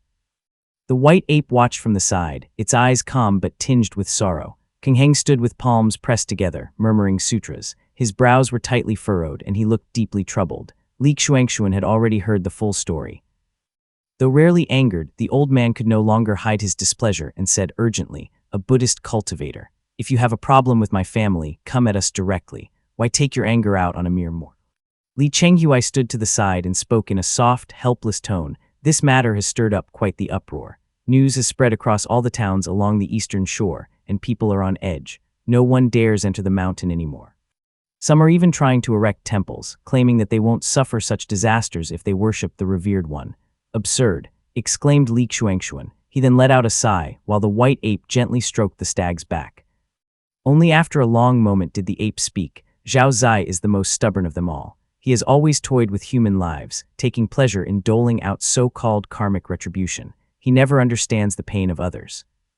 Only when pain befalls him does he erupt in fury, forgetting compassion, forgetting mercy, and raising his blade in the name of righteousness." The old ape rarely spoke at such length, and the hall instantly fell silent. King Heng felt stifled at this. He paused, then murmured, "Senior. They too teach people to do good. They're just too overbearing. Not all of my Dao are like this." The old ape let out a sigh and said no more, only replying, "What Master Monk says is true."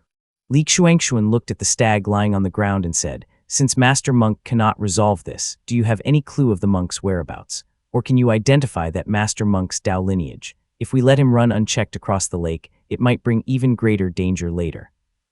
King Heng paused, then explained, "I cultivate the ancient Dao and cannot divine such things. Judging by his appearance, he is also a seasoned master monk and left no trace behind. I fear he won't be easy to find. As for his Dao lineage..."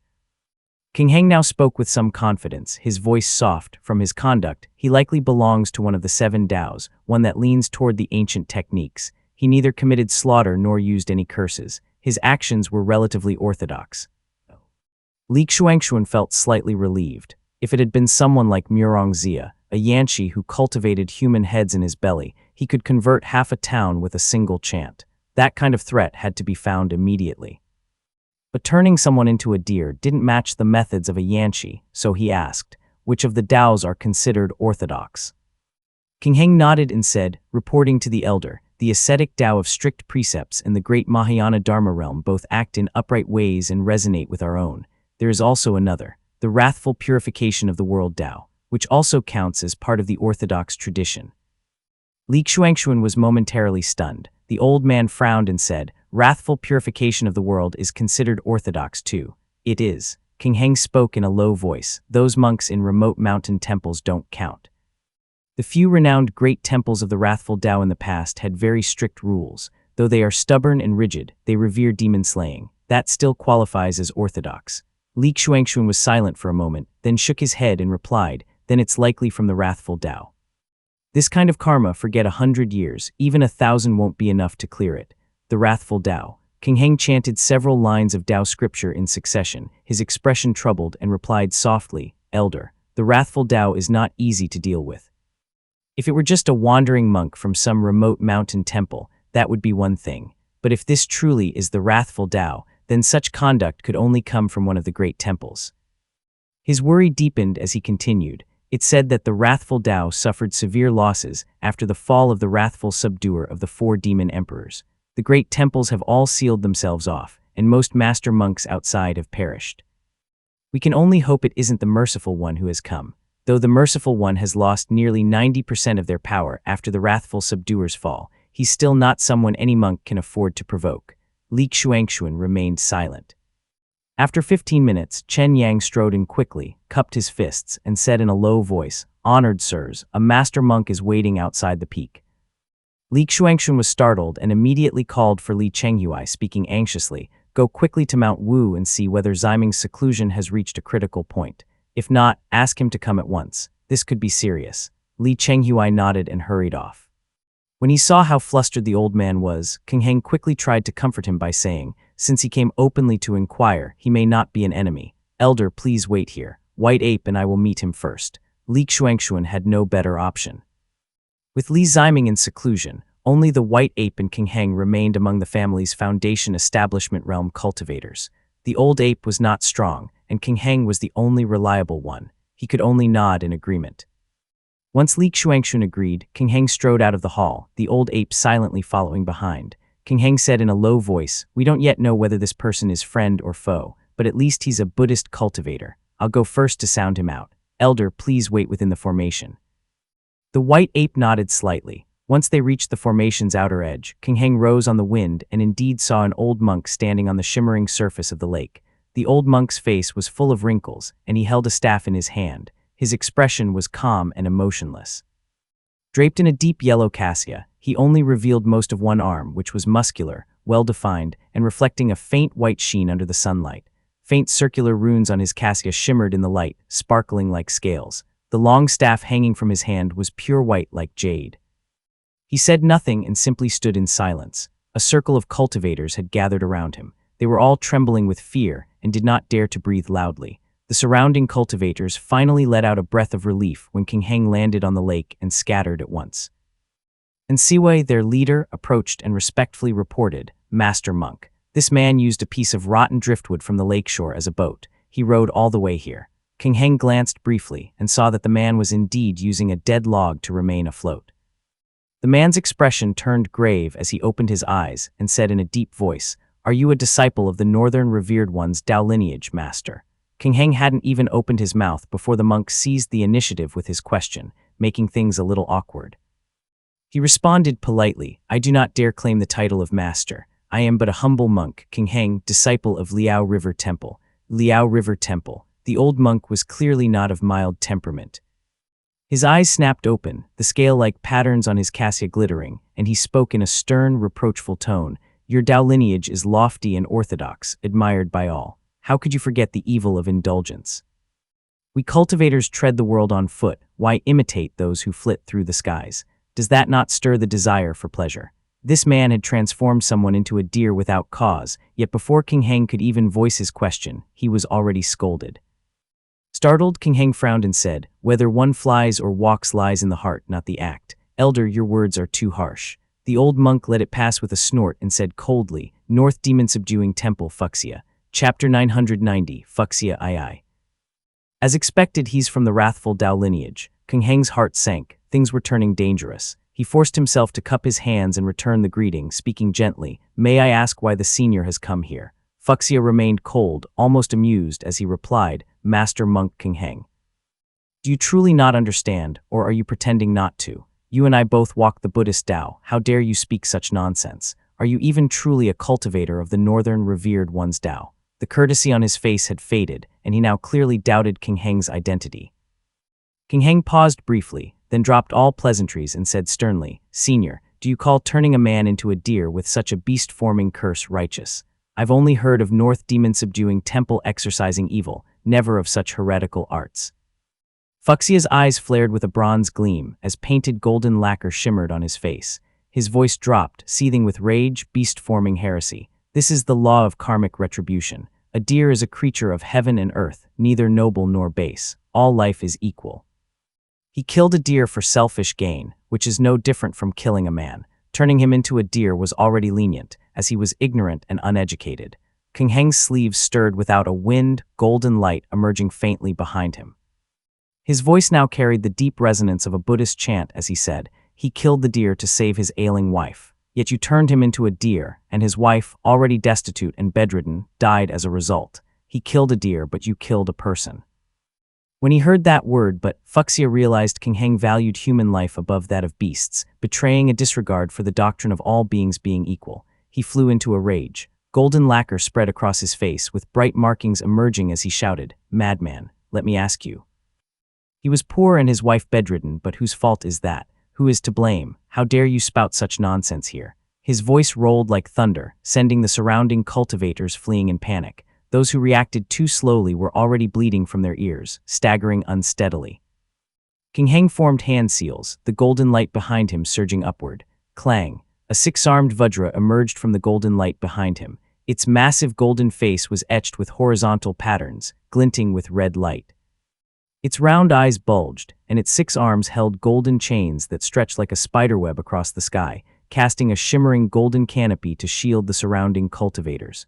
Kingheng gritted his teeth and said, "How can it be anyone's fault?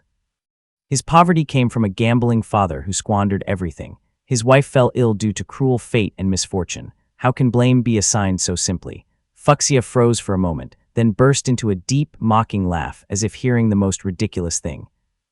His staff radiated brilliant light as he sneered, "What a fine tale of misfortune and fate. Let me tell you the truth." His staff shot upward like a white rainbow, striking the golden chains above with a crisp, resounding clang. Fuxia shouted furiously, "He lived on the lands governed by your Li family, yet lived in poverty and despair. That is your Li family's sin. Every tragedy stems from your Li family, and now you dare push the blame onto me. His wife was ruined by your Li family, then he turned to harm other lives. I turned him into a deer out of mercy, recognizing that he too was a victim. I haven't even begun to settle scores with your Li family." This outburst stunned Kingheng. Even the golden chains in the sky trembled and halted for a moment. A wave of searing white light descended upon him, forcing a muffled groan from his throat. It felt as if Mount Tai was crashing down on him, leaving him breathless. His entire body surged with chaotic mana. He forced out through gritted teeth, twisted heresy. But the monk before him paid no heed to the duel itself. His eyes blazed with fury, and kept Kingheng suppressed with one hand holding the staff as he said coldly, "You build no temples, appoint no tenant lands, teach no dharma, and offer no guidance, yet you divide land by household and name. So people drift with their fate, rootless and lost. Tragedy is inevitable. You watch them rise and fall, indulge in worldly rights and wrongs, and still claim you bear no blame. If you had taught dharma and gathered the lands into the fold of the temples, making the people tenants of the monastics, then they would only farm and cultivate. With bliss in their hearts, the more they suffered, the closer they'd be to the revered one. How could poverty still exist? How would hunting even be necessary? With monks overseeing them, how would his wife ever fall ill?" The fury in Fuxia's eyes seemed almost tangible. Then he suddenly raised his other hand and summoned a blinding beam of golden light. "My Tao's dharma was sabotaged by those petty immortals, and my efforts failed at the final step. I've lost most of my power and can no longer borrow divine might, but against the likes of you, it's more than enough." The beam of golden Tao light in his hand leaped like a venomous serpent as it lashed through the air at Kingheng. Alarms exploded in Kingheng's heart. His eyes turned completely golden, releasing waves of radiant, multicolored light that drifted down like rain across the lake. The multicolored light was quite unusual. Wherever it passed, lotus blossoms rose on the lake, and the sound of chanting scriptures thundered through the air. Five-colored radiance surged upward like a fountain. The white staff in Fuxia's hand instantly dimmed, and the golden chains seized the opportunity to retract, coiling protectively around King Heng. The great radiant light art. The colored light rained down upon him in countless threads. Fuxia's face twisted in fury as he growled, to wield such a high and noble spell art, yet submit to those of the immortal Tao. His words echoed over the lake. King Heng felt a burning pain in his chest and gritted his teeth, forming seals and casting spells. The golden chains thickened and grew more solid, yet he dared not act rashly, fearing suppression from that white light. Seeing no response from King Heng, Fuxia paused briefly, then spoke in a deep voice. These cultivators of the immortal Tao pursue only self-cultivation. How could they possibly care for the people? Once they enter the world, they build layer upon layer of immortal peaks that are full of schemes and treachery. Interests entangle and hearts grow clouded. There are only a few who ever remain truly good. Only through the Buddhist Dharma is there equality among all beings. All become temple tenants, united in one heart. Even suffering is joy. We think only of truth, kindness, and beauty. There's no officials, no hierarchy, and no struggle against cruel fate. Yet you serve as a guest under the immortal Tao, watching all this with indifference. King Heng, you are a disgrace to the northern revered one's Tao. Before he could finish, thunder cracked in the sky. Blazing radiant light gathered above them, forming a massive, ancient, and exquisitely carved wall of divine light. It loomed like Mount Tai, casting an enormous golden reflection upon the lake's surface. Fuxia's rage reignited. His eyes gleamed like bronze as the blinding radiant light bathed him, making him resemble a golden statue. He said coldly, "I am debating with a fellow of my generation. Who are you to interrupt?" The radiant past before him expanded in his eyes, then a voice rang out like thunder, cold and fierce. "To hell with you, you bald donkey. Go preach your plague-ridden dogma elsewhere." Chapter 991, The Plot of the Demon-Subduing Temple I. Among all the Tao lineages under heaven, the one Li Ziming detested most was the Northern Buddhists. The tales of his elders Li Xuanling and Li Tongya had been repeated hundreds of times by his grandfather Li Xuanxuan, his voice still lingering with unresolved bitterness. Li Xuanfeng had died besieged by Buddhist cultivators, and even Li Zijian had nearly perished at their hands. It had been the same during the Chengshui tomb dispute between the North and South. He had only begun his cultivation not so long ago, but Buddhist cultivators had come knocking at the door. Li Ziming snarled, "That last battle nearly killed my kin, and now what is your intent?" The way King Heng was now paralyzed beneath the old monk's white light was far too similar to the events of that day. The Weizli era was Bright Yang's golden age, only to be overturned by the northern Buddhist barbarians. From then on, fate became entwined with Golden Core realm cultivators and revered ones. Where Bright Yang thrives, there too come the master monks. Li Ziming naturally understood the reason behind all of this, but he still couldn't suppress the hatred in his heart. When he heard the monks' aggressive tone from afar, he knew Buddhist cultivators often used beguiling words, so he let them go in one ear and out the other. He simply raised the Radiant Origin Pass and smashed it down. Caught off guard, Fuxia took a full blast of radiant light. His face darkened, but he raised a single hand to hold up the mighty Radiant Pass. The searing white bricks burned his bronze hand bright red, but the old monk saw through it at a glance and said coldly, as expected of the Bright Yang, always obsessed with rank, propriety, and rigid hierarchies. As soon as he finished speaking, King Heng finally found an opening. The six-armed Vajra behind him glared fiercely, and golden chains surged forth to bind Fuxia. Finally, he had a chance to catch his breath. While King Heng gathered his breath, Li Ziming smashed downward, but he felt as if he'd struck an icy, unyielding boulder. His chest tightened, nausea rose, and he nearly coughed up blood. "Bald donkey," shouted Li Ziming. Fuxia seemed unfazed. Both hands had long since braced themselves, and he threw a single punch that caused the entire immortal foundation to tremble. Narrowing his eyes, he examined Li Ziming for a moment and thought, "That's Li Ziming." King Heng finally had a chance to speak. Using his mana, he regathered his scattered chains. He had just taken a full blast of white light to the face, and though his voice was a little hoarse, he maintained a calm demeanor and said softly, "Elder, you claim that hardship brings one closer to a revered one, that the temple tenants labor year-round and thereby attain enlightenment. But who among them truly became a revered one? Which one? With no cultivation of Tao and no destined karma, they are only suffering and chanting names. Tens of thousands starve and die, yet I've never seen the scriptures add a new entry for the Merciful One, or for a Maha born of misery. The Buddhist lands manifesting now across Yan and Zhao states, aren't they nothing but a grand deception? Though his voice was soft, it was backed by a mana that could shake the soul. Fuxia's face showed disbelief, and he froze on the spot, unable to move. Seeing the opening, Li Ziming's eyes lit with heavenly light. His radiant pass was made of white bricks, with ornate battlements and 72 bright ridges upon the corner tower. It was like a celestial gate, and the base of that white gate bore countless intricate patterns, gleaming with radiant light. Fuxia had grown arrogant, holding up the radiant origin pass with just one hand, but the radiant pass was famed for its crushing might. Li Ziming didn't just possess profound techniques, he had even cultivated 2 secret techniques. Now, pushing himself to the limit, he activated everything. For a moment, it was as if the sun had risen on Moongaze Lake. Boom. A deafening roar rang out as Fuxia braced both hands against the radiant pass. He was submerged in the overwhelming heavenly light. The radiant light reflected off his body and pierced into the lake, vaporizing the water into thick clouds of white mist. Clang. The golden chains on King Heng leaped outward, swarming densely around the monk. The 6-armed Vajra behind King Heng yanked the chains taut, causing sparks to explode from within the white light. The cultivators hovering above the lake scattered in panic, diving in search of protective formations to save themselves. The old monk's voice rang out like thunder from beneath the gate. It was infused with a mix of fury and shock. You dare question the fundamental dharma of our orthodox faith. You actually doubt the root teachings of the orthodox faith. Beneath the radiant gate, the monk had transformed into a gleaming golden statue. His eyes were unnaturally large, whites like jade and pupils like molten bronze. It instilled fear in all who beheld him. His form grew increasingly massive as he gritted his teeth and surged with power.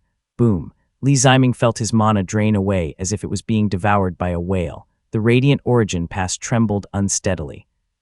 In all his years of cultivation and countless battles, he had rarely needed to worry about running out of mana, as it was always replenished faster than consumed.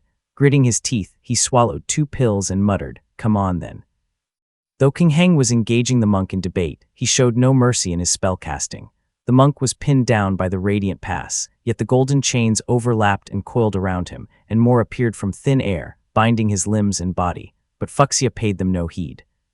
He stared blankly at King Heng and spat out from between gritted teeth, "What did your master even teach you? These people cannot cultivate. Lifelong suffering is their cultivation. Naturally, they go to the Buddhist lands of Maha, where all they need to do is enjoy bliss to the fullest." King Heng's expression grew extremely conflicted. For a moment he couldn't respond.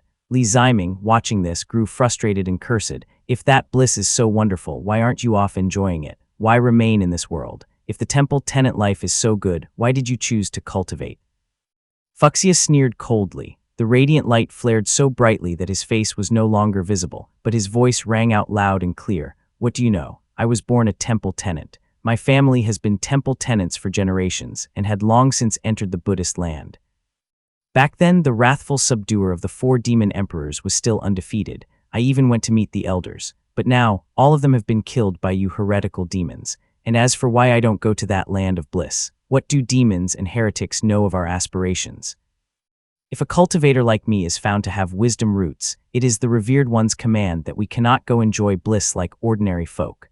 We must remain in this world and endure suffering, just to guard the Buddhist lands against invaders like you." Li Ziming froze, unable to tell if Fuxia spoke truth or lies. He turned to look at King Heng, only to find the monk's eyes shut tight, lips murmuring in chants, completely absorbed in scripture and spellcasting. King Heng offered no reply at all. What?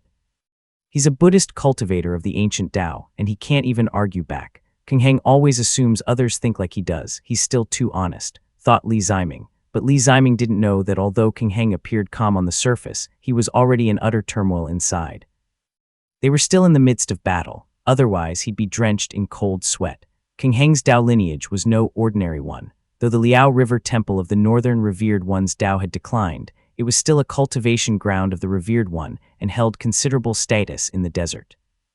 When his master was alive, they had engaged not just with the Merciful Ones but also Mahas. Chapter 992, The Plot of the Demon-Subduing Temple, II. King Heng had once entered the Pure Land himself. There were luminous treasure pools, glazed jade steps, lotus canopies, hundreds of birds and beasts, and millions of souls in bliss inside. One could even leave upon being summoned. He was young then, and the experience had shaken him deeply. It even made him begin to secretly question his own Dao lineage. I've had heart connection since my youth, and I can sense others' emotions. Those people were all genuinely happy. Fuxia too is wholeheartedly devout. This, thought King Heng. After the Liao River temple collapsed, King Heng had journeyed southward, witnessing countless tragedies across Yan and Zhao states. Only then did he begin to appreciate his master's Buddhist teachings. Yet Fuxia's words had stirred that old unease once again. There was a tight knot in his chest that he could not bring himself to voice. Their ways are simply too extreme, too domineering. If all 7 Daos followed the same moral discipline as the great Mahayana Dharma realm or the Precept Dao, thought King Heng. The great Mahayana Dharma realm and the Precept Dao did not absorb the bliss realm into their bellies, but instead guided people through Dharma light. They chanted scriptures and preached teachings, only receiving the people one by one when their merits are fulfilled and their hearts yearn for it. Thus they are known as the righteous Daos. As for the remaining 5 Daos, they often disregarded the will of the people, swallowing them in one gulp. It was such ruthlessness that made King Heng hesitate. If not for that, his resolve would have faltered long ago. King Heng, Li Ziming shouted, snapping the narrow-eyed monk back to reality. The golden chains in his hand had long gone taut, and the radiant origin pass now trembled unsteadily. King Heng was sluggish and dispirited, but Li Ziming's mind was racing. He knew his own strength well. He might not excel in open combat, but the grinding and suppressive force of his radiant pass was no joke. If he unleashed its full might, even core disciples of the 3 major sects would be forced to yield. Even someone like Li Qingheng would avoid getting caught beneath his radiant pass during a duel. Not to mention, he also had King Heng beside him. This monk's Buddhist arts were anything but ordinary. With the 2 of us combined, crushing him fair and square beneath this pass and countless golden Buddhist chains binding him, what foundation establishment realm cultivator could possibly endure? The radiant pass was being pushed to its limit, yet the bald old monk didn't budge an inch. Though his body was scorched red from radiant light, he held the pass up without retreating, as if enduring it for the sake of cultivation. Li Ziming surged with mana, and his voice drifted into King Heng's ears. Master Monk, this bald donkey is formidable. Have you figured anything out? King Heng responded with a secret technique. It's likely that this thing lost all divine abilities after the fall of the former Merciful One and the wrathful Maha, and now only retains the Merciful One's Dharma body. The Merciful One's Dharma body. Li Ziming had considered the possibility before, but the confirmation still gave him a fright. The Merciful One's Dharma body was by no means something of the Foundation establishment realm. Even if it was stripped of divine abilities, how could it be suppressed by ordinary means? This monk was likely still pursuing cultivation. Otherwise, he would have overturned the radiant pass and attacked long ago. Just as the 2 of them paused, Fuxia let out a breath and erupted into a surge of golden light. He rumbled, King Heng, wake up. Your innate wisdom is unmatched. Why lead yourself astray? I remained unmoved under your suppression only so I could persuade you a few more times. His body surged with golden light and soared toward the sky. The golden chains had wrapped him into a glowing sphere, yet the old monk showed no fear. He formed a lotus seal with his 5 fingers, spat out a pink mist, and shouted, go. The dark yellow cassia on his body came alive, swirling like rice paper caught in a raging wind. After 2 revolutions, the monk vanished from beneath the gate. The golden light burst forth in chaos, blinding both men with brilliance. It's over. King Heng, also a cultivator of Buddhist arts, handled the spell with relative ease. His eyes flashed, regaining clarity, and the 6-armed Vajra behind him stepped forward to intercept the sweeping staff midair. The clash erupted in dazzling light, forcing King Heng to cough up a bit of blood. King Heng looked around and saw a ferocious tiger beneath the bright patterned gate, its coat marked with deep black stripes. The tiger had a powerful, lithe form, its fur a deep yellow and its stripes ink black. Its brows were white and its pupils, like Fuxia's, were a bronze hue. It had a short black horn at the center of its forehead which pulsed with waves of profound light. A horned tiger. King Heng's face turned pale. His voice carried helplessness and bitterness as he quietly said, Senior, you served as a Dharma protector at North Demon Subduing Temple. With our Dao lineage now on the brink, why not stay at the mountain gate and guide the people? Why travel thousands of kilometers to come here? If anything were to happen to you, how would Abbot Fuyan bear it? Both men had briefly lost their vision and spiritual sense. Fuxia's staff was already midair, poised to strike with lethal force, but King Heng's words halted him. He spoke in a deep voice, so you truly do share deep ties with my North Demon Subduing Temple. Li Ziming's vision finally returned. He saw Fuxia standing shirtless to the side, while the tiger beneath the radiant pass didn't struggle. Yet the profound light from its horn made Li Ziming's mouth go dry and bitter. Damn it, cursed Li Ziming. Dealing with one Fuxia had already been difficult enough. Now that he had broken free, staff in hand and eyes full of menace, how could Li Ziming and King Heng continue suppressing the horned tiger? The brilliant radiant pass rose and returned to Li Ziming's grip. As soon as the radiant pass was released, the horned tiger sprang up and landed beneath Fuxia. The bronze-eyed old monk, clad in golden lacquer, now straddled the beast, holding the long staff quietly as he stared at King Heng. The entire lake fell silent, a hair-trigger tension hanging in the air. Li Ziming's eyes narrowed as he stared at Fuxia, a strange suspicion rising within him. King Heng was an honest monk, though young and bound by many precepts. He was never one for scheming, but Li Ziming had seen plenty of schemes in his life and been raised with no shortage of such lessons. Doubt had already taken root. He's taking advantage of King Heng's honesty and trying to sway him with words. He must have an agenda. According to King Heng, the Dao lineage of North Demon Subduing Temple is in danger. Why would he come all this way? I don't believe that he'd still have the leisure to wander outside after Maha's death. He must have a reason for coming to our lands, thought Li Ziming. The young man watched Fuxia warily, while the old monk kept his gaze locked on King Heng and said calmly, King Heng, since you know our abbot, and understand that our Dao lineage is righteous, I had no wish to start a killing spree. So I'll let you act first. King Heng finally opened his eyes and said softly, I acknowledge your cultivation, senior. Fuxia nodded atop the tiger and said quietly, leave this place, join our Dao lineage, come back to the temple with me. So that's what it's all about, thought Li Ziming. Li Ziming lowered his gaze, studying Fuxia's expression carefully. After reviewing the sequence of events in his mind, he sensed something off. King Heng already looked hesitant, so Li Ziming sent him a mana-powered voice transmission. King Heng, this bald donkey talks too much. I suspect there's something wrong with this old man, but King Heng didn't see anything unusual. While quietly pondering how to calm the monk down, he responded with a voice transmission. He's trying to persuade me to join his Dao lineage. It's only natural, he speaks at length. If I refuse him outright, I fear it might bring harm to others. Something's not right. The wrathful Dao lineage is now like a rat crossing the street. It's hated by all. How could he act this brazenly? His every move so far has been suspicious. Did he really endure all our spells just to suffer for the sake of cultivation? Li Ziming couldn't shake his doubts. His mind was fogged with suspicion, and he cursed inwardly, if only Zijin were here. That old thing wouldn't have gotten away with any tricks. Zijin would have seen through him with a single glance. But Li Zijin was already dead, and Li Ziming had no path of retreat left. The young man stared coldly at the monk, mana coursing through him, and sent a message with a secret technique. This bald donkey clearly came here for you. He won't harm you. We've only exchanged a few moves. Why should we surrender so easily? Let's try again before deciding anything. Chapter 993, The Story of King Heng.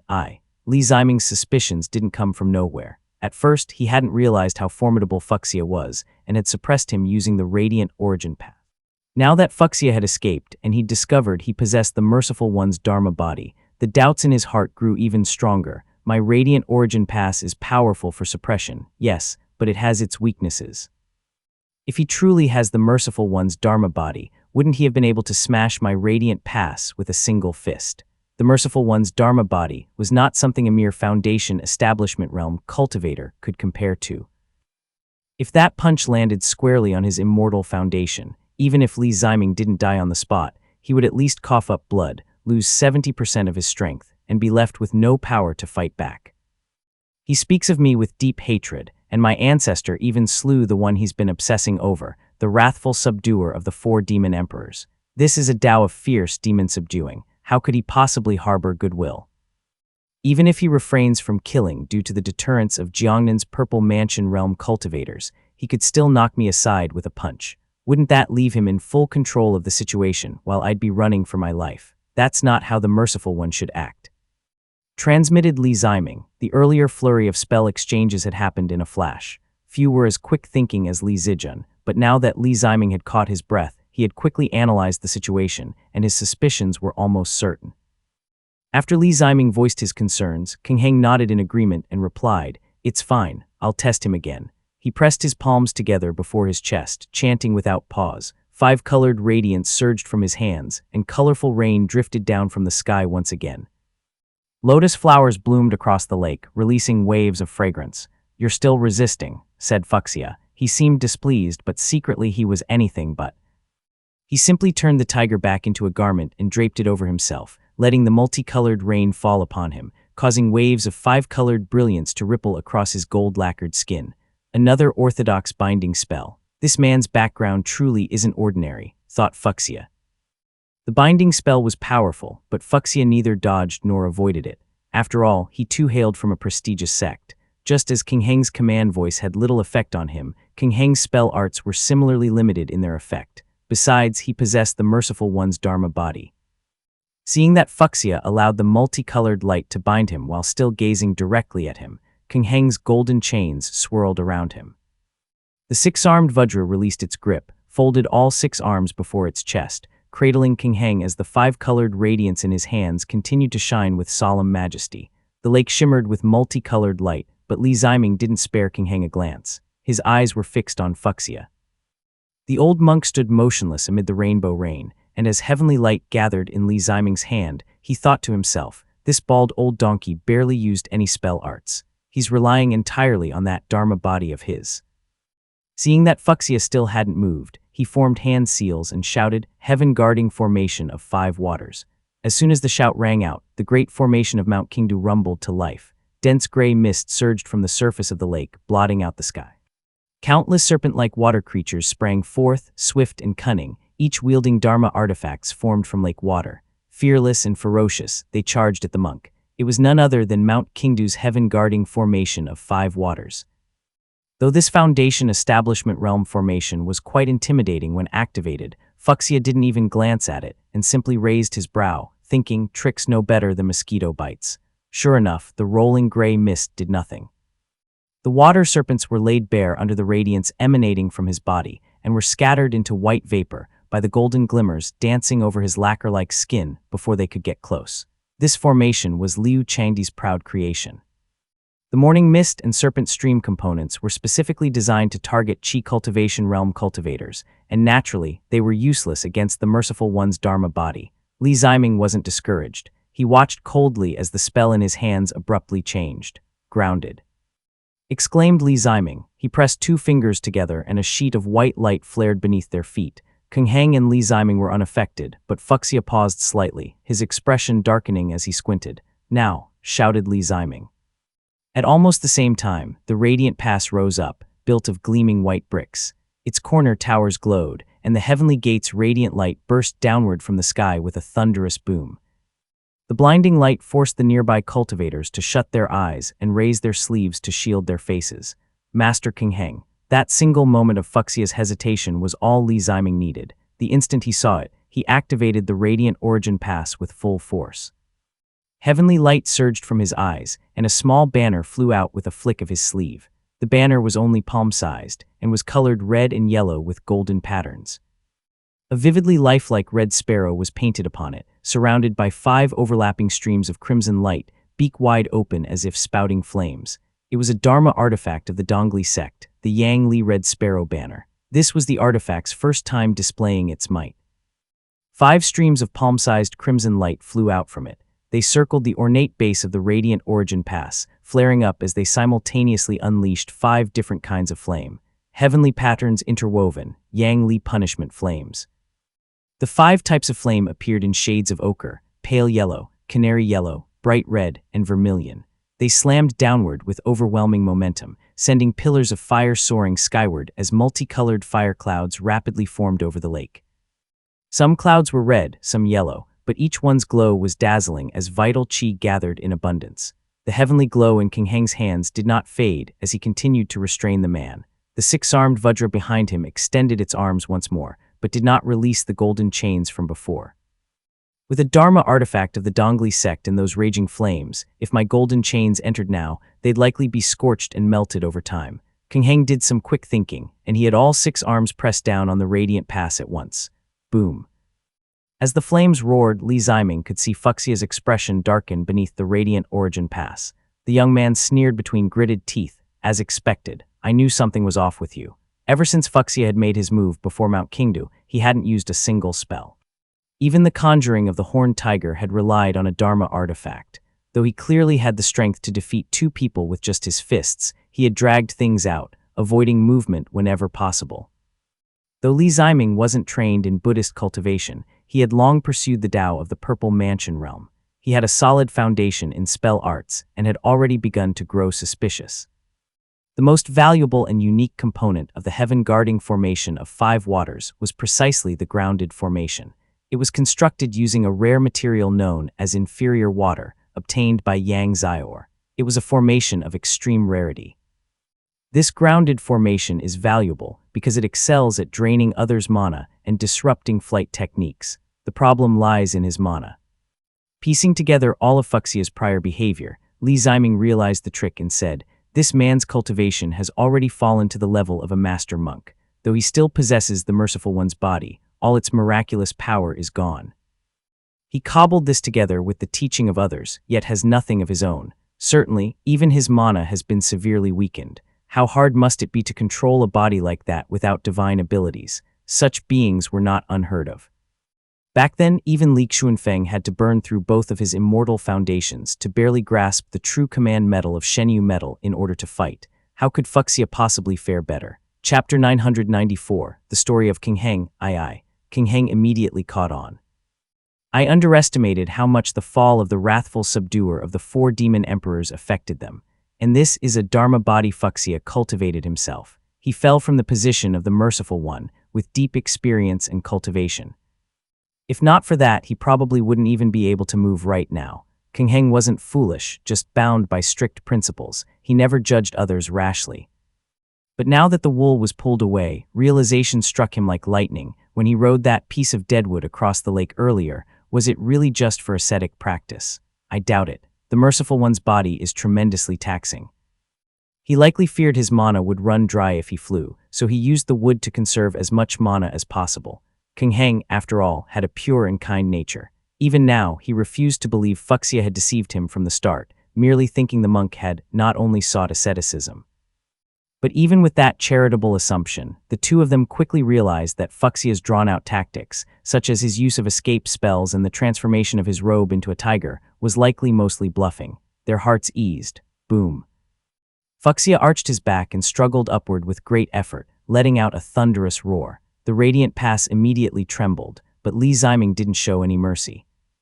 Seizing this weakness, he channeled the heaven-guarding formation of 5 waters at full power while pulling a small bottle from his robes.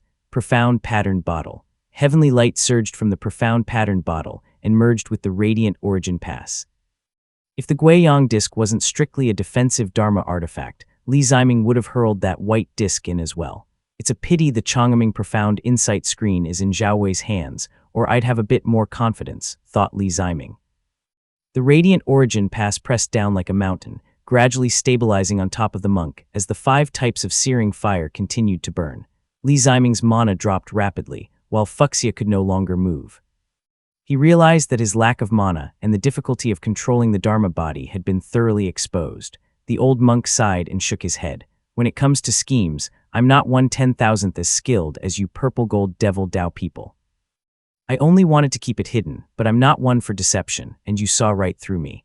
Li Ziming ignored the bald old monk completely. He swallowed a pill and went all out, converting his footwork technique and mana entirely into heavenly light and pouring it into the radiant pass.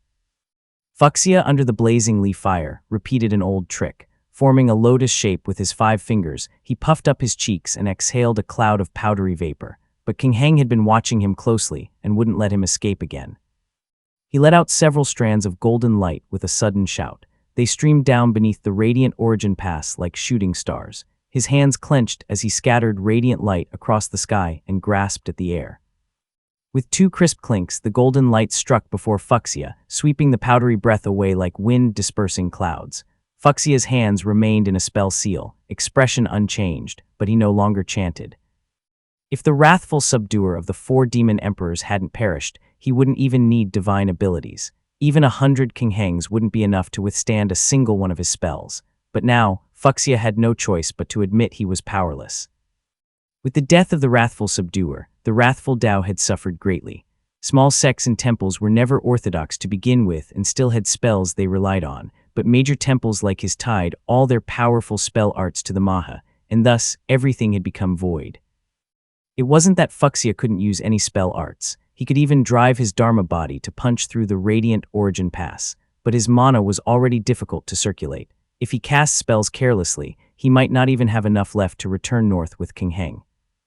Besides, the abbot has already calculated, we must not kill Li Ziming. It's best not even to injure him, thought Fuxia. The situation might have seemed difficult, but the old monk was unbothered. He sat down cross-legged in the midst of raging Li fire, forming seals with both hands at his dantian, saying nothing. But why must I even cast a spell to escape? He sat silently within the searing Li fire and the Radiant Origin Pass, letting the five-colored flames scorch him and the heavenly light refine him. All the brilliance of his mana withdrew. He remained seated in the flames like a golden statue.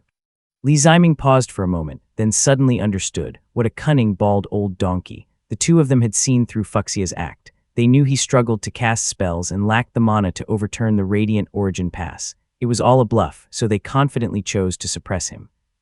But Fuxia turned the situation to his favor and simply sat there in peace. Why? Because Fuxia possessed the Merciful One's Dharma body, be it the searing Li fire or the heavenly light. No matter how powerful or mystical they were, they amounted to nothing before that sacred form. Fuxia didn't need to resist. All he had to do was reveal his true body. Li Ziming's mana wasn't limitless. If this continued, it would only waste his energy, and sooner or later he'd run dry. The lake fell silent. Li Ziming frowned and gradually reduced the firepower of the Yang Li Red Sparrow banner. He stopped only when the Radiant Origin Pass began to tremble slightly, then continued silently maintaining the suppression. Li Ziming asked quietly, "Master Monk, is there any way to resolve this?" King Heng had also grasped the situation. He sighed softly and replied, "At the very least, I can now speak to him as an equal. Let me try to persuade him." He walked across the lake, passing through the rising mist and the intense radiance of the firelight, until he reached the Radiant Origin Pass. Li Ziming was startled and quickly called out to him, "Be careful, Master Monk. The Li fire and radiant light won't recognize who's who. Your flesh is far too precious to be sharing space with that guy." The conditions beneath the Radiant Origin Pass were already terrifying. Fuxia, with the Merciful One's Dharma body, naturally feared nothing. But any ordinary Foundation Establishment realm cultivator who entered wouldn't last more than a few seconds. King Heng looked at him from afar, let out a soft chuckle, and returned the courtesy. "It's fine, Ziming. This is my tribulation. I journeyed thousands of kilometers southward for the sole purpose of facing it." Li Ziming stared in stunned silence as King Heng walked straight into the flames, enduring the blistering heat and dazzling radiance, until he finally reached the space beneath the Radiant Origin Pass. Fuxia kept his eyes closed, sitting silently in meditation without saying a word. King Heng spoke gently, "Elder, there was something you left unsaid earlier." Fuxia understood that he was referring to the deadwood earlier, which implied some measure of reproach, so he replied in a deep voice, "I'm a Dharma protector, not an idiot. Why should everything be laid bare? I understand." King Heng sat cross-legged before him and said in a gentle voice, "All 7 Daos carry selfish intent. In the world today, one cannot survive without self-interest. I've long understood this. Even the Mahas who once conversed with my master had their own motives." These words were slander against the Mahas, and Fuxia's eyes snapped open in fury. But King Heng smiled softly as he said, "When the Mahas visited my master, the skies over the Liao River were filled with 5-colored radiance that night. I stood behind my master as they spoke in dazzling words, offered divine teachings, and recited esoteric lotus doctrines. They were speaking of chaotic heavens, weeping stones, and endless heavenly tears filled with celestial splendor, and yet they failed to sway me. But 5 of my senior brothers from that time were all lured away." King Heng's words touched on matters of secrecy, and even mentioned the revered Mahas. Multicolored clouds gathered in the sky and golden lotuses bloomed across the lake. At last Fuxia's expression grew solemn as he murmured, "And what of it? Abbot Fuyan is my 3rd senior brother Kongyan," replied King Heng. His tone remained steady and a faint smile lingered on his face. Chapter 995, Solemn and Treasured Form. The words struck Fuxia's ears like a clap of heavenly thunder. Countless memories surged up in his mind, and many of his earlier doubts slowly became clear. Fuxia bellowed, "Then why are you so stubborn?" "Stubborn." King Heng smiled, shook his head, and said softly, "The next day when I returned to the temple, I had completely forgotten every word spoken by those few Mahas. I opened the scriptures to read, but every volume blurred before my eyes. The characters leaped from the pages one after another, streaming away toward Zhao and Yan State. When I turned to look back, I saw the entire courtyard filled with characters, like refugees fleeing famine hand in hand. A sea of words flowed down the mountainside, vanishing into the boundless horizon. That very night, every scripture in my Liao River temple turned into blank paper. His words slowly hung in the air, and a look of understanding crossed Li Ziming's face. King Heng let out a couple of self-deprecatory laughs and replied, "That is why I am least skilled in debating the Tao." Fuxia finally fell silent, while King Heng spoke in a gentle tone. I was only 18 that year. I had just finished reading manuals on cultivation methods and collections of intriguing tales. I was preparing to read the scriptures, but from that moment on, I had no books left to read. Senior, the cultivators of the 7 Taos all long for the Dharma of ancient times, when one could often ascend to the seat of the revered one. They come to me seeking the true scripture, but I have nothing to give you. I have never read such things. In all my cultivation until now, I have relied only on my own heart to comprehend. A look of dawning realization crossed Fuxia's face. At last, he understood why King Heng so often met his rebuttals with silence. His voice lowered slightly as he said, "The ancient scriptures are not suited to the Tao of today." Indeed, King Heng said gently, "I have read the scriptures of all 7 Taos. Great desire is boundless. It talks about first gaining, then losing in pursuit of solemnity. Wrath manifests form, turning evil to good and shaping the treasured image. Dharma strives for realms, spreading the Buddhist Tao throughout the present world and delivering all beings. Discipline is harsh and cold, knowing the sea of suffering and thus providing a boat to cross. Virtuous clarifies the heart, turning joy, anger, sorrow, and desire into the pursuit of nothing from something. Compassion dwells within, nurturing all beings, and all beings in turn nurture me. Emptiness devotes itself wholly, transcending self-attachment in pursuit of liberation." King Heng said softly, "You all take people into the Pure Land. Senior, it's not that I do not know the fundamental Dharma. I have also entered the Pure Land. Let us set aside for now whether the people's joy there is genuine or not. But your esteemed Tao uses the suffering of the mundane world and the joy of the Pure Land to instruct the masses and make them forget worldly attachments in pursuit of a solemn and tranquil state of emptiness.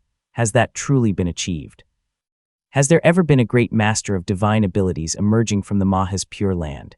Is divine power in the Pure Land truly the Maha's personal possession, or is it liberation free from the pull of suffering and joy?" For the first time, King Heng grew solemn.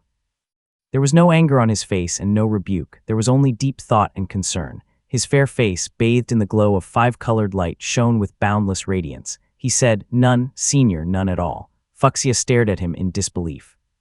The old monk revealed a thoughtful expression for the first time. However, the moment that expression appeared, Fuxia's entire aura faltered for an instant. He said coldly, "There are also accomplished ones in the Pure Land, such as cultivators like Dun and Liubai. You." King Heng shook his head and said softly, "Have you ever seen them?" Fuxia's eyes lit up as he seized on those words and said in a deep voice, "Just because I haven't seen them means they don't exist. You have seen them." King Heng gave him no chance to argue and replied softly. Seeing Fuxia stunned, he lightly pointed toward the sky and said with a smile, "Liubai is right up there." At that moment, Fuxia had already forgotten all their quarrels. He slowly raised his head, trembling. The 6-armed Vajra stood majestic and solemn, its 6 arms pressing firmly down upon the radiant pass. "You, impossible, don't think to deceive me with your wicked words," shouted Fuxia. King Heng slowly shook his head, his voice very soft as he said, "This is the solemn, treasured form. This is the pure realm. This is the one in the Pure Land who has forgotten both self and other. When I was 18, he came to aid me from the wrathful manifestation, and to this day he has not spoken a single word." Fuxia did not know how to respond. He was lost and at a loss for what to do. King Heng said softly, "I know what senior brother means. The wrathful subduer of the 4 demon emperors has fallen, and the wrathful Tao lineage is in decline. He wants me to give rise to wrath in my heart and devote myself wholly to the wrathful manifestation, so as to accomplish the Maha's will and restore the Tao lineage. Am I right?" Fuxia was silent for a moment, then replied, "It is." King Heng's expression was gentle, the radiance on his face growing ever brighter as he said pleasantly, "That is the crux of the problem. You believe the wrathful manifestation is good, so you want me to become the wrathful manifestation, and thus you came to take me. You believe all living beings suffer, so you wish to deliver them all and create a blissful Pure Land. First, you let them endure all the pain and hardship, then you place them all within it, so they will be filled with gratitude." He asked, "You stand above, seeking to deliver all living beings, but have they ever wished to be delivered by you? Why wouldn't they want it?" Fuxia's expression changed, and he said in a deep voice, "The world is so full of suffering, and the Pure Land so full of joy." Seize any commoner at random in Yan and Zhao state, and every one of them yearns to enter the Pure Land with all their heart. King Heng said softly, "That is because life in this world is too bitter, and they seek only pleasure." But boundless peace, boundless purity, and boundless stability in the form of a solemn, treasured image is not what the common people desire. They suffer the pains of the seven emotions, yet they also enjoy the pleasures of the seven emotions.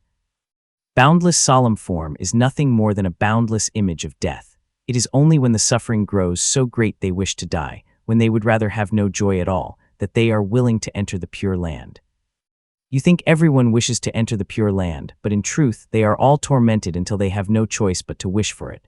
Fuxia rebuked, "Nonsense, who would not want a solemn, treasured form? Those who do not simply lack the realm to attain it." King Heng rose to his feet, speaking in a gentle tone. "A solemn, treasured form, boundless in its utmost purity, is still but a single form. No matter what it encounters, it responds in exactly the same way, as it is the same person. If 10,000 people achieve it, in truth it is just one person occupying 10,000 bodies. Senior Fuxia, that is not how you cultivate to become the revered one. You act in the name of cultivating to become the revered one, using vast lands of joy to deceive millions, and intending to use puppets of solemn form to seize all their souls. Meanwhile, you keep your own 7 emotions and 6 desires, sitting high above, watching the world with a smile and calling it foolish. Some even more foolishly end up using that solemn form to occupy themselves in the end. Millions reduced to one boundless peace, one boundless purity, one boundless and unshakable image of death." Fuxia looked at him heavily, his voice hoarse, and said, "Is this what the ancient Buddha taught?" King Heng looked at him quietly and said gently, "This is what I say." The scorching blaze of departing fire had already climbed up his body as King Heng's words hung in the air. Li Ziming's urging voice sounded again and again, and Fuxia's face suddenly went blank. "In that case, King Heng, why not become a Maha yourself?" Fuxia's old face was filled with sincerity.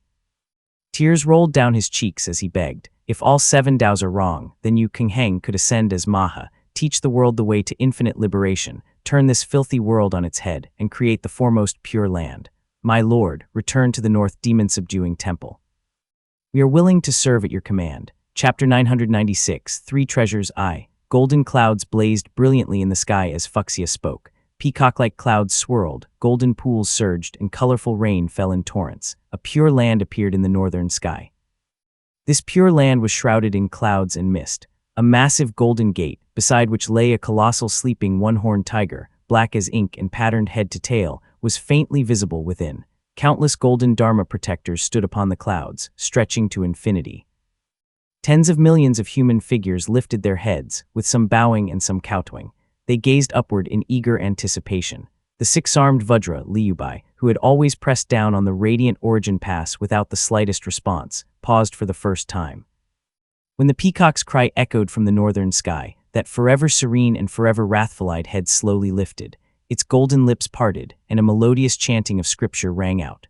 Boom! Every cultivator on the lake lowered their brows and covered their eyes, not daring to look. The sight was like a shot of pure stimulant driven into Fuxia's heart. He jerked his head up, caring nothing for his lack of mana or the searing flames burning him. The entire radiant origin pass shook violently with his movement, as though it might collapse at any moment. They are saved. Good. Good. The old monk was wild with joy, tears of excitement streaming down his face. He gazed at King Heng in desperate pleading and said in a mournful voice, "My lord, the Buddha land has manifested. Please proclaim me the wrathful manifestation Emperor Sion, return to the northern demon-subduing temple, sit in majesty amidst the heavenly rain of Mandara blossoms, endure immeasurable and boundless eons, and achieve the mighty station of the Emperor Sion Maha."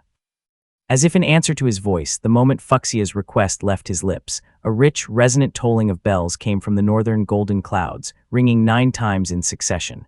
Doong, doong. King Heng gazed far into the distance, the image of a pure land reflected in his pupils. He knew that if he so much as nodded, if he had the slightest thought of purifying the world, the position of Emperor Sion Maha in the heavens would immediately respond to him. He would become a cultivator like Murong Zia, attaining the state of non-retrogression.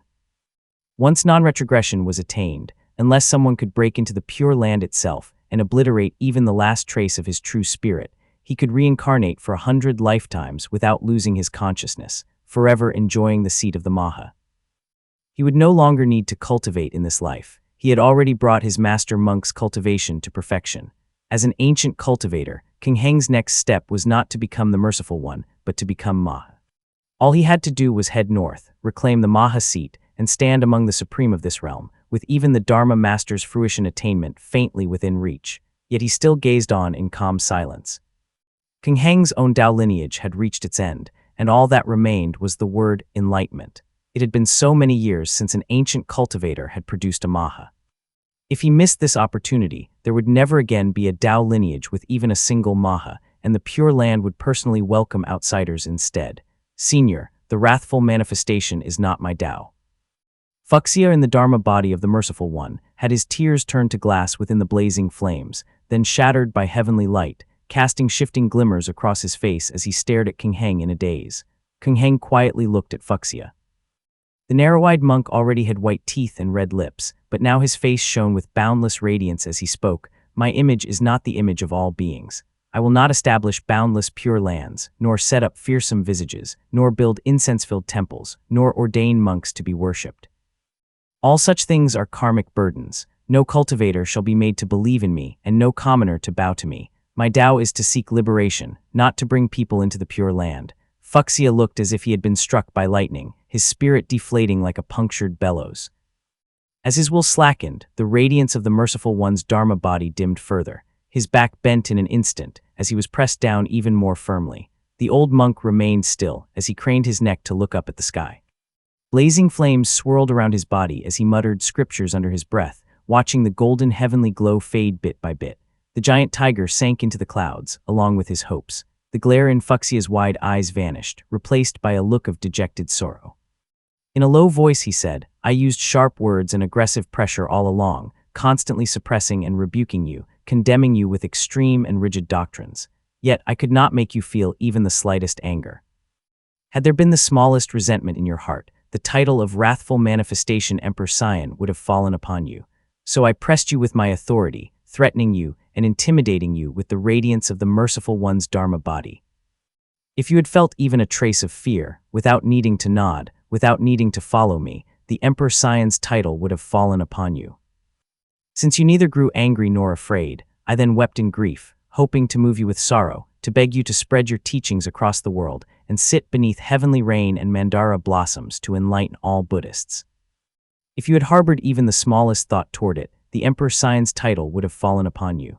The radiance on King Heng's face remained unchanged as the flames around them gradually faded. Shards of glass flew from Fuxia's Dharma body. The old monk braced the radiant pass with one hand, mana circulating, his eyes full of crystalline light as he walked straight out of the flames. The Merciful One's Dharma body was now fully in motion. At this moment, Fuxia could topple the radiant origin pass without lifting a single finger. The endless flames had served as his nourishment, making his body shine all the more brilliantly the more they burned. Fuxia said solemnly, but you did not waver. The lake was silent, all eyes filled with fear fixed upon the Merciful One. Only King Heng spoke gently, the Mahas have long since tried. King Heng smiled at him, while the old monk removed the dark yellow cassia from his body, folded it neatly, and placed it in his palm, setting a pure white staff atop it with his other hand. He carefully placed them in midair as if on an unseen stand, pressed his palms together, and said respectfully, since this old monk has come to this demonic land, I never intended to return. I will gift 3 treasures to you. The first is the profound coffer tiger-patterned cassia, formed from a horned tiger. It is mysterious beyond measure, and able to transform into a ferocious tiger to charge forth, devouring all things. Ordinary cultivators cannot stand against it.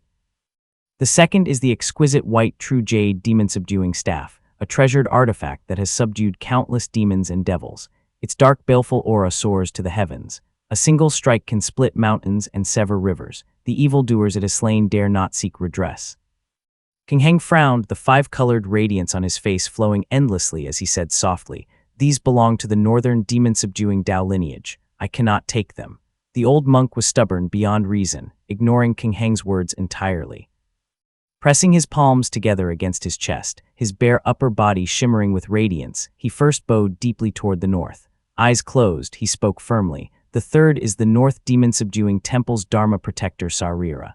These words finally stirred a reaction in King Heng.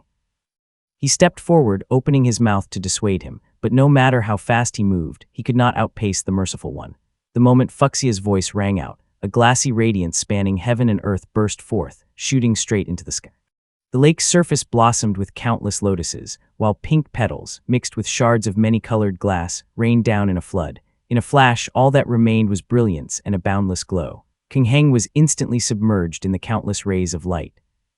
Fuxia, having embodied the Merciful One for many years, self-immolated, and the sound of sutras filled the air. The burning house and prison shattered, the ground awash in gold and crimson.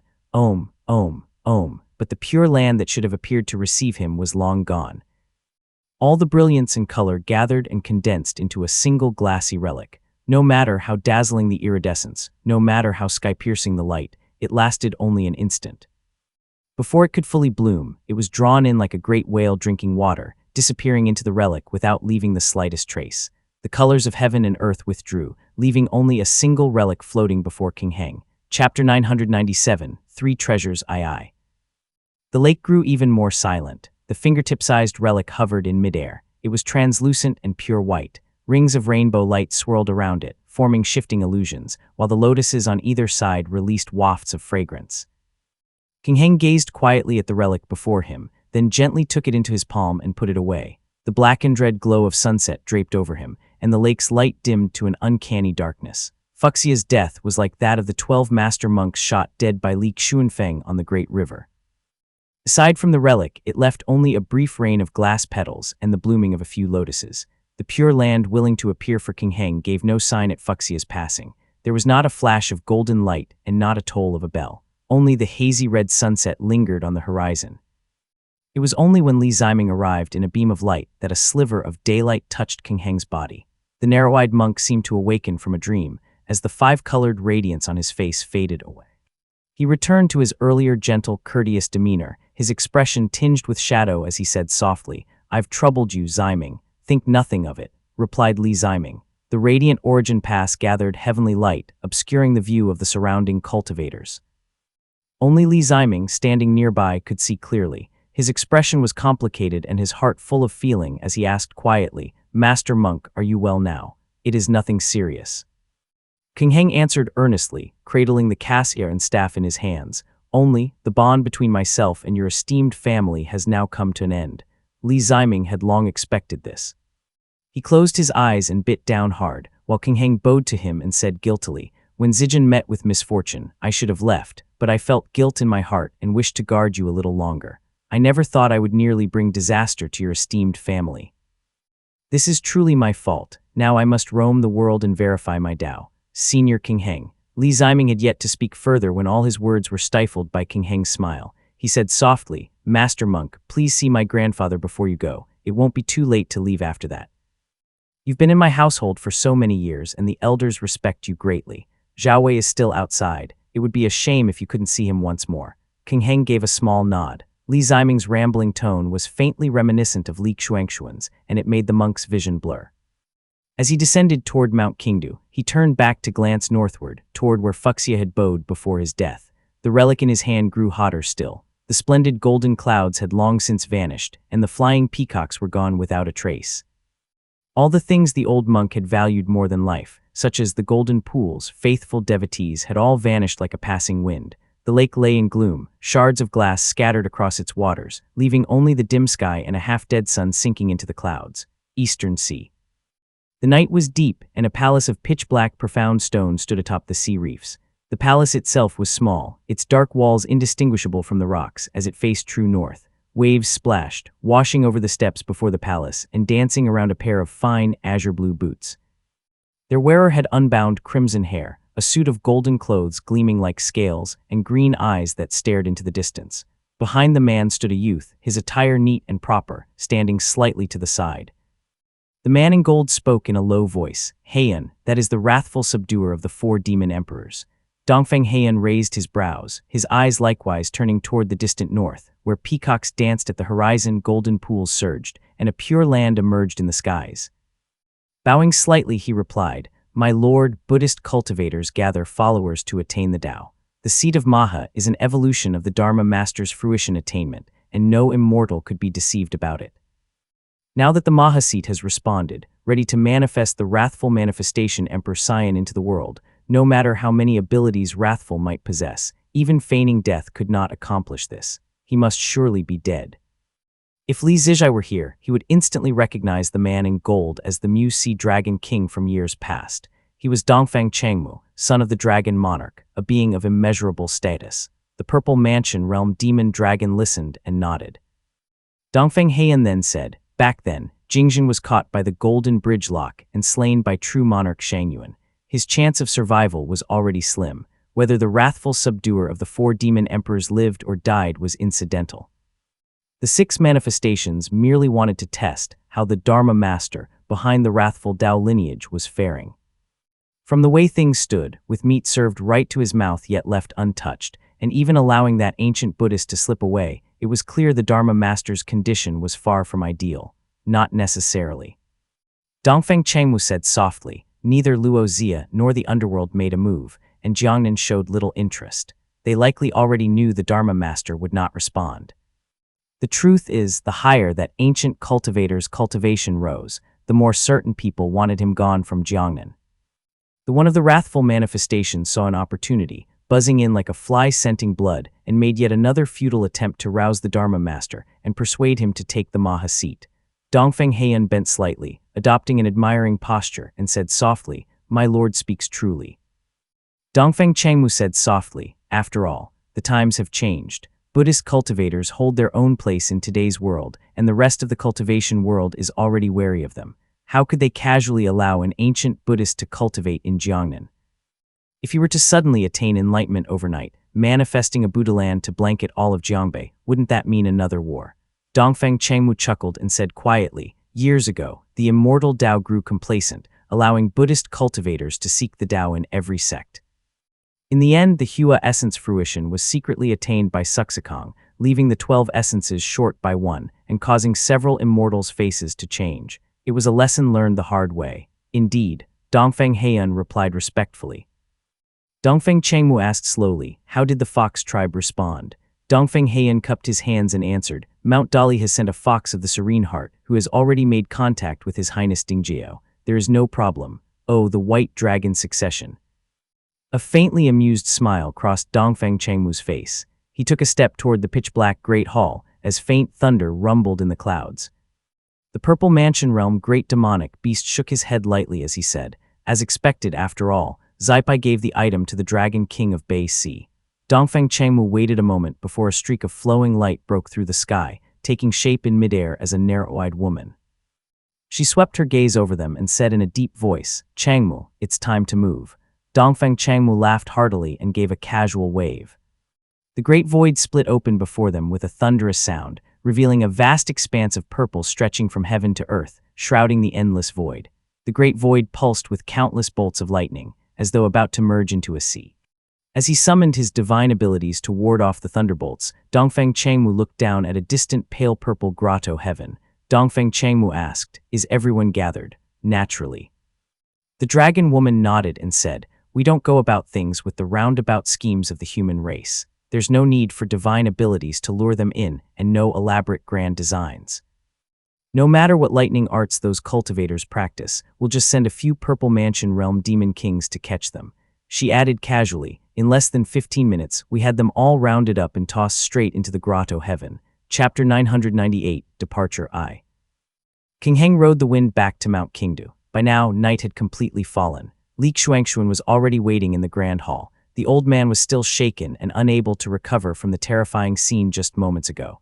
When the two landed steadily, Li Xuanxuan hurried over to greet them. When he saw that both were safe and sound, he allowed a smile of relief to appear. But after glancing at one then the other, he noticed Li Ziming's look of melancholy and King Heng's complicated expression, and his joy began to fade. "This is," muttered Li Xuanxuan, "elder." King Heng pressed his palms together, bowed respectfully, and said gently, "This humble monk is about to depart for the various prefectures, leaving Jiangnan behind and heading elsewhere." "What?" Li Xuanxuan froze for a moment before quickly saying, "Is it that there are places or people here who have wronged you, King Heng?" After all these decades we have been through.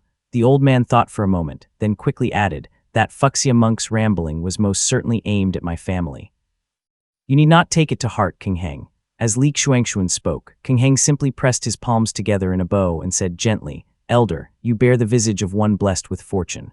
Though your first half of life was pressed and wearied, there will not be many obstacles ahead. It is better to worry less. Li Xuanxuan could not answer him and could only nod. King Heng then spoke softly, as for the matter of Xiaowei, I have long given it thought. I originally thought that a veiled yin spirit item is rare and troublesome to purchase overseas. Fortunately, I have heard that your esteemed family has also obtained a veiled yin dharma artifact, which can be used to perform the needed spell. He drew a manuscript from his sleeve and handed it to Li Ziming. The paper was filled with neat, fine characters, evidently penned by the monk himself. King Heng said, by performing the method written in this book, it will be possible to preserve the lady's life and suppress her spiritual nature, so that the child will not be affected by bright yang. Li Ziming was deeply moved and promptly put it away. King Heng said apologetically, however, since I will not be personally casting the spell, the degree of force may be difficult to control. If the veiled yin is too strong, it could also bring about trouble. You must take great care and handle it cautiously. All right. Li Ziming agreed and the monk bade farewell to Li Xuanxuan. He then walked out, following the stone steps down to the mountainside, where a stag lay motionless by the roadside, quietly watching them. King Heng stopped and sighed. He should not have treated you this way. The monk took out the exquisite white true jade demon-subduing staff from his sleeve. The treasured artifact had already shrunk into a short rod about the length of a forearm and the thickness of a finger. It gleamed brilliantly under the moonlight, with faint patterns still visible on its surface. King Heng sighed again and said, This means I must go north, for these things should be returned to the North Demon-Subduing Temple. The exquisite white true jade demon-subduing staff and the profound coffer tiger-patterned cassia are precious, and the Sarira pearl should be returned to the stupa all the more. Li Ziming had already guessed what King Heng was going to say, and his heart felt bitter. That old bald donkey was shrewd to the end, using schemes and countless twists, even at the cost of his own life, to force King Heng to go north. King Heng's worth as a cultivator of the ancient Dao is no small matter. His future path may be free of danger to his life, but his Dao lineage might not be preserved. This treasured artifact was truly extraordinary. Just taking it out caused layers upon layers of five-colored radiance to spread across its surface. Li Ziming took a closer look, calculating in his mind, this is absolutely not at the Foundation Establishment realm. At the very least, it matches a Purple Mansion realm spirit artifact. 3 such items in a row, he truly spared no effort. King Heng held the treasure and gently tapped it on the stag's head. Your crime is not so great, you should be released. The stag let out a whimper, then struggled to its feet. Its fur scattered to the ground like leaves swept by the wind, bursting into a bloody heap, from which a man rolled out. His face was covered in dear blood, his expression dazed. He bowed and said, Many thanks, Master Monk. King Heng draped a garment over him and said softly, The dead cannot return to life. Mourn, then move on. The man lowered his gaze, his eyes filled with confusion, and said quietly, I have been poor and destitute since childhood, and always cold and hungry. Even upon reaching adulthood, I had nothing to my name. My humble wife married me from thousands of kilometers away, and we supported each other through every hardship. Now that she has died unjustly, I no longer have the will to live. King Heng lowered his head to look at him. His heart perception circulated, and he sensed that this man had already formed the will to die, so he turned to the side. Had I agreed to the wrathful manifestation Emperor Sion back then and closed the karmic thread, not only could he have fulfilled his fate to become a dear-bodied Arhat, but his wife might have gone on to the Pure Land. Fortunately, this man was from Jiangnan and not a citizen of Zhao State. If he had some understanding of Buddhist law, he might have borne resentment toward King Heng. Now, having been harmed and then saved by the monk, his eyes held only confusion. King Heng sighed softly, Why not come north with me, and we can seek out the North Demon-Subduing Temple together? The man froze for a moment, a trace of resentment flashing in his eyes, but he nodded. His black hair fell away in a sudden cascade. He put on the monk's robe draped over his shoulders and silently followed King Heng. Li Ziming nodded at the sight and escorted them all the way to the lakeside. The night was deep while the shore was silent and empty. The only sound was the crunch of 2 pairs of footsteps on the bank. This is far enough, Ziming. King Heng pressed his palms together. Li Ziming stopped, quietly studying him, and suddenly realized once King Heng leaves, of all my peers from years past, I alone will remain. He then said softly, If in years to come Master Monk happens to pass by Moongaze Lake, stop and rest here. I will offer the best hospitality I can. But perhaps by then, Ximing will have failed and perished, and all will have changed. This place may no longer bear the Li name. A smile suddenly came to Li Ximing's face. The youth's usual faint unease was gone, and he said calmly, "When that time comes, Master Monk, do not perform rites to send me on. Let me die completely. I would have no face to meet the ancestors and elders of past generations." King Heng pressed his palms together in prayer, sighed without speaking, and took his leave. Li Ximing watched as the two walked farther and farther under the moonlight until they disappeared into the northern woods. Then, he finally rode the wind back to the mountain. The cultivation of the jewel steppes was so slow that it made Li Ximing bristle with frustration. This time coming out of seclusion had not disrupted much, since he had made little progress. By his estimate, he had barely mastered 1 or 2 parts out of 10. "It will likely take 10 years, muttered Li Ximing as he descended back to the peak, his heart weighed down with heavy thoughts. The Eastern Sea. Palaces stood in rows upon the back of the bicolor scaled beast, yet there was one spot left open, which contained a tall platform of pure blue. 3 jadeite tables were set there, with Dingjie seated high at the head. Below, 2 aquatic beasts were locked in fierce combat. One was a thick-scaled, long-tusked water elephant with snow-white scales and razor-sharp tusks. The other was a long-tailed, single-horned serpent with the horn at the center of its brow gleaming brilliantly. It shone pale blue and cast a mist over the space before it.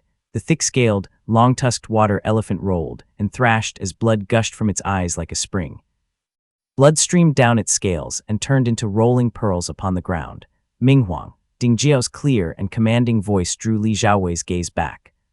The dragon crown prince leaned against a throne of jadeite coral, its armrests adorned with 2 pristine hooked serpent heads that were bright as jade. "What do you think of this profound light?" asked Dingjie.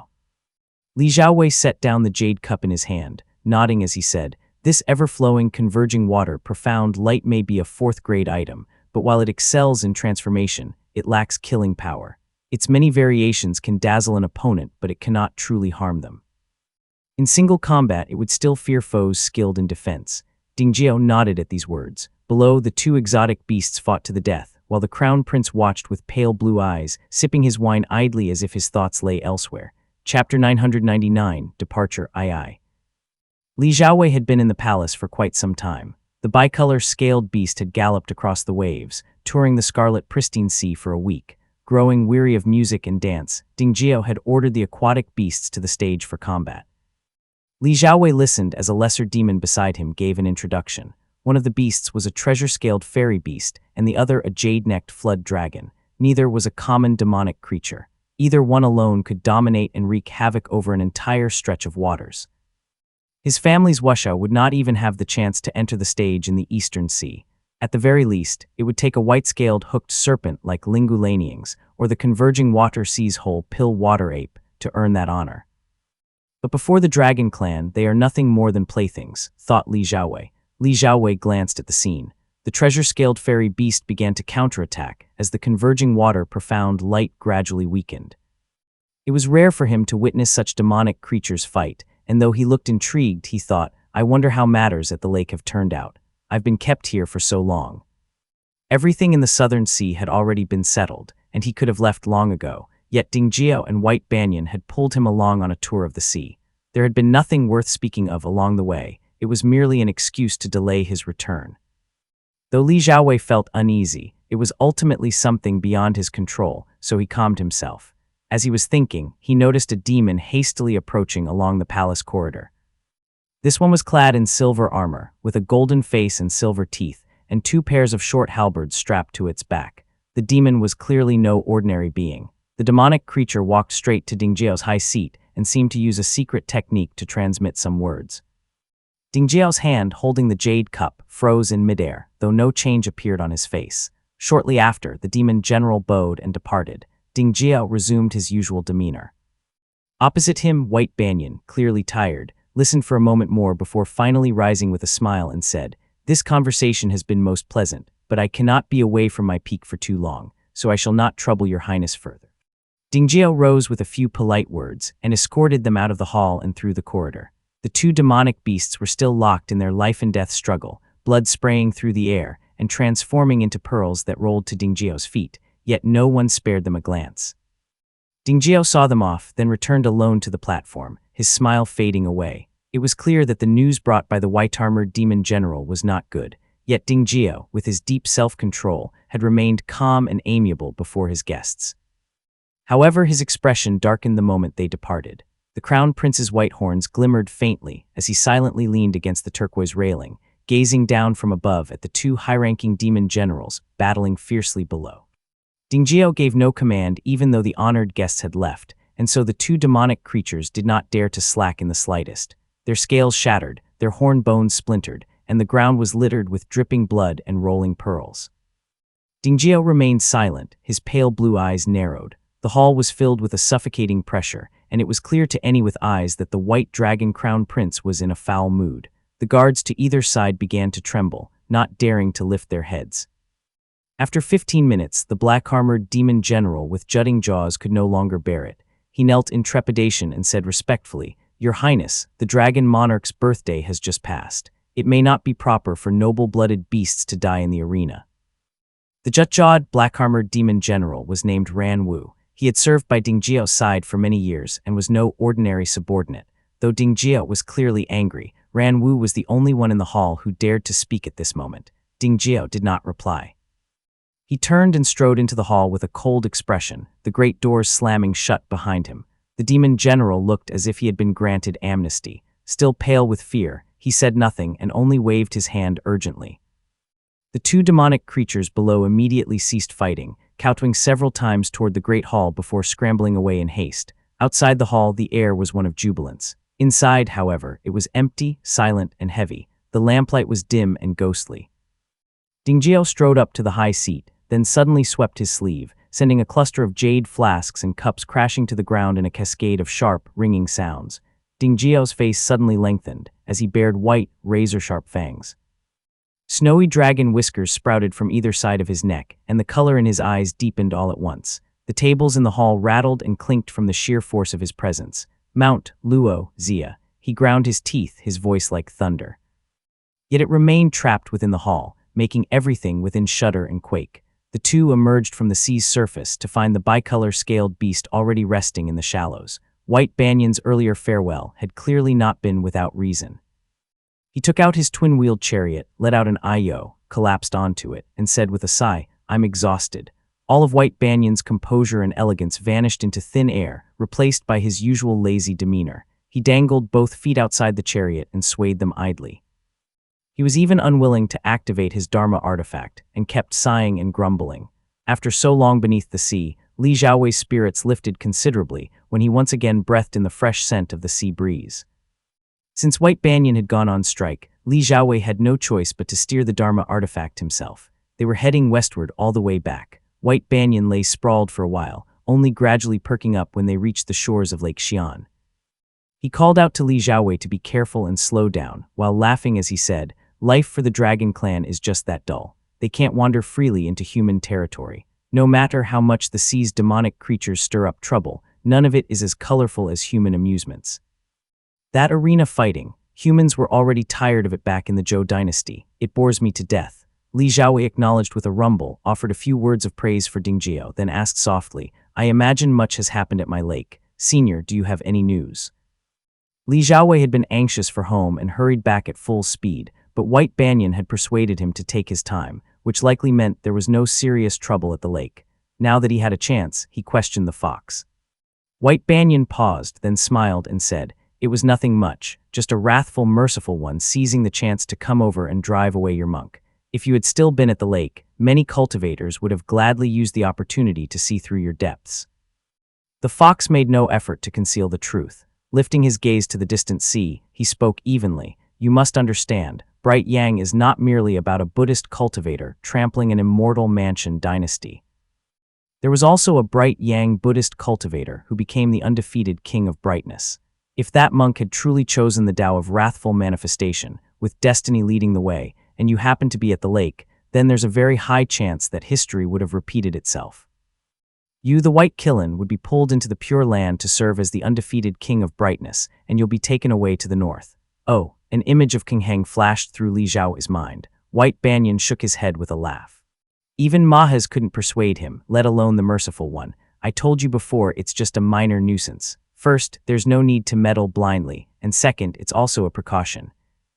Li Xiaowei thanked him quietly and then said thoughtfully, so Buddhist cultivators can also cultivate Bright Yang. Bright Yang is a fruition attainment of heaven and earth. It doesn't distinguish between immortals, Buddhists, demons, or devils. White Banyan rolled over, making himself more comfortable, and said casually, the undefeated king of brightness was originally a Buddhist cultivator's method. When Suxikong obtained the Hua essence, the Buddhist lands were thereafter filled with radiant light, giving Buddhist cultivators treasures they could wield. If they could also obtain Bright Yang, wouldn't that be magnificent? Chapter 1000, Tu Chi I, Bright Yang. With the Weizli family in decline at the time and Buddhist cultivators in the lead, the northern Buddhists naturally sought to contend for the fruition attainment. Li Xiaowei continued, so judging from how things stand now, with the undefeated king of brightness dead, it seems the Buddhist cultivators lost in their struggle for Bright Yang. White Banyan spoke after a long pause. Correct. Knowing better than to pry, Li Xiaowei sat quietly on the Dharma artifact. Dingjiao, thought Li Xiaowei. The Dragon Crown Prince had indeed treated him well, yet Li Xiaowei still harbored deep doubts in his heart. However, he never showed them because of the Dragon Clan's strength. The Azure Pond sect and Luoxia Upper sect weren't saints, but was the Dragon Clan any better? Even if the matter of swallowing thunder had yet to be settled, it had been thousands of years, and the Dragon Clan's role has rarely been an honorable one. The Dragon Clan had begun arranging the swallowing of thunder years ago. How could Dongfeng Dingjiao not know that Li Qinghong's life or death was still uncertain in the sea? Yet the Dragon Crown Prince acted as though nothing was happening as he chatted and laughed warmly. Li Xiaowei had remained composed during his time in the Grand Hall, offering an occasional smile. This was already giving Dingjiao enough respect. First, the Dragon Son was of noble status, and second, forming good ties with the Dragon Crown Prince might give Li Qinghong the slightest chance of survival in the matter of swallowing thunder. Even if all else fails and there is no room for tact in dealing with the Dragon Clan, and even if the elder in my family is certain to die, I cannot allow them to believe the Li family harbors resentment. The best course is to say nothing and appear completely indifferent, thought Li Xiaowei. If he were to raise the matter of Li Qinghong to Dingjiao, it would lay his concern bare, and the Li family could not bear the consequences of Dingjiao's refusal. Thus, Li Xiaowei acted as if nothing were wrong. It was only after leaving the Dragon Palace that he mused to himself. Dingjiao's calm demeanor means either that the thunder cultivators would at most lose their cultivation, but not their lives in the swallowing thunder affair, or that he sees me entirely as a white Qilin, and thus the Li family members are naturally not to be considered my kind. Despite Dingjiao's many courteous conversations, Li Xiaowei found it difficult to open his heart to him, much less reveal his true thoughts. All their exchanges remained purely polite. Li Xiaowei pondered, as for my family's relationship with the Dragon Clan and the reason behind Dingjiao's closeness to me, I fear there will be no clues until after the swallowing thunder affair. It's a pity Senior White Banyan and Dingjiao delayed me for too long. Now I can't go to the Southern Sea and can only wait for the next opportunity. After cultivating cross-legged on the Dharma artifact, Li Xiaowei finally arrived at Moongaze Lake. White Banyan immediately perked up inside. I'm absolutely not going if something like this happens again. It's both dull and exhausting. The fox was naturally the type to laze around on the mountain. His heart was already set on returning, and he flatly rejected Li Xiaowei's invitation, piloting his Dharma artifact away as if fleeing. Li Xiaowei rode the wind down onto the island and made his way to the Grand Hall, where he found a young man waiting outside. The young man was dressed in pleated robes, and his golden mana was as sharp as a blade. Upon seeing him, the youth quickly stepped back 2 paces and bowed. Third brother. Zhuluo, you're here. Li Xiaowei had only met this younger fourth brother a few times, yet Li Zhuluo saluted him with great respect and said earnestly, "It has been a long time since I last saw you, third brother. You toil tirelessly outside, while we brothers merely help with minor matters at home. The thought fills me with guilt." Li Xiaowei glanced at him in surprise, then said with a nod, "You are too polite, fourth brother. Each of us has our role to play. Since you are at the Qi cultivation realm, you are also a pillar of the family. Do not belittle yourself." "I am enlightened, brother," replied Li Zhuluo with a small laugh. His innate ability was second only to Li Xiaowei among the celestial world generation, and being from Li Zijai's branch, his innate ability was naturally not low. Though he lacked talisman seeds, reaching Qi cultivation realm at 18 put him only slightly behind Li Zijian in his youth. Golden radiance shimmered over his body like ripened wheat in 6 distinct streams, each trailing a long tail of light. They flowed ceaselessly around him, lively as sparrows, highlighting his bright eyes and the sharp-edged vigor of youth. He cultivated the gold aura profound inquiry technique, a rather fine ancient technique. The Li family had obtained feathered gold liquid when they had broken through a forbidden formation, which allowed for the practice of this technique. Li Zhuliuo was the first to do so, and it naturally filled him with pride. Li Xiaowei had a favorable impression of him. He nodded with a smile and said, "I have read the gold aura profound inquiry technique. It has the bearing of a 4th-grade technique and is no worse than the other techniques. Just cultivate it well." Li Zhuliuo's expression brightened at this unexpected praise. He followed Li Xiaowei into the hall as the latter casually asked, "Where are eldest brother and second brother?" He was naturally referring to the brothers Li Zhufeng and Li Zhouyang, both older than himself. He had met them more often in years past and was fairly familiar. Li Zhuliuo smiled and replied, "Both brothers are in seclusion beneath Qingdu, and it looks like they have a good chance of achieving Qi cultivation realm within the next 2 years. Good." Li Xiaowei gave a word of praise, partly in commendation of his 2 brothers, and partly in approval of Li Zhuliuo's frank and open manner. His voice softened noticeably as he said, "My father has been in seclusion for a long time, and Aunt Minggong and Uncle Chenghuai are also at the time to attempt the foundation establishment realm. You should all reach the Qi cultivation realm as early as possible, so you can take on the family's responsibilities." Li Xiaowei knew his own family well. There were only a few uncles or elders who could speak easily before him, let alone brothers. Thus he patted Li Zhuliuo on the shoulder and said softly, "King Heng and I have both left the Eastern Sea, and Zongquan Island has no one watching over it. Once our 2 brothers emerge from seclusion, you should discuss among yourselves who will take people to the Eastern Sea to hold the post there. Everything will be at the family head's command." Li Xiaowei smiled and dismissed him. His once tense mood had improved considerably as he followed the steps up to the rear hall, where Li Xuanxuan, having received word, strode up with a face full of hopeful anticipation. He asked Mingwang what did the Dragon Crown Prince say. Li Xiaowei first invited him to sit in the hall, hesitated for a moment, and then said softly, "I do not yet know if there is any chance for a turnaround, but His Highness Dingjiao did at least gift me a treasure in thanks." He produced the hidden plunder gold, recounted his journey with certain details omitted, and said what could be said. The old man shook his head repeatedly, and he also spoke of the matter concerning Fuxia before returning to the conversation. Li Xuanxuan finally let the matter drop. He took 2 jade slips from his robes, handed them to Li Xiaowei, and said in a deep voice, "Mingwang, the spiritual qi for the 2 children must be prepared first." Li Xiaowei took the jade slips and swept them with his spiritual sense. Brightly blazing essence requires finding an earth vein where leaf fire gathers. If one uses the 4 leaf fires such as the profound yang, observing Li, heavenly yang, and lofty Li, one must refine the baleful fire in succession, obtaining the essence of each. Then using the baleful fire to illuminate the heavenly light, in 6 months one can obtain a wisp, and 10 wisps make a portion. Grand Unity Pure Mercury requires seeking a place where the properties of matter undergo profound change. Using a whole pill treasure as the pivot, alternately applying yin and yang spiritual items, and blending treasures of the 5 elements, one can obtain a wisp in 181 days, and 10 wisps make a portion. That was outlined in the 2 jade slips. The rest consisted of procedural techniques and secret tips. They were far more extensive than ordinary qi gathering methods. Li Xiaowei had already read them before, so Li Xuanxuan spoke softly. Both of these are somewhat troublesome. The complexity of the methods is secondary. First, the spiritual flames are hard to find. Second, a place where matter changes in nature. Mingwang, do you have a plan?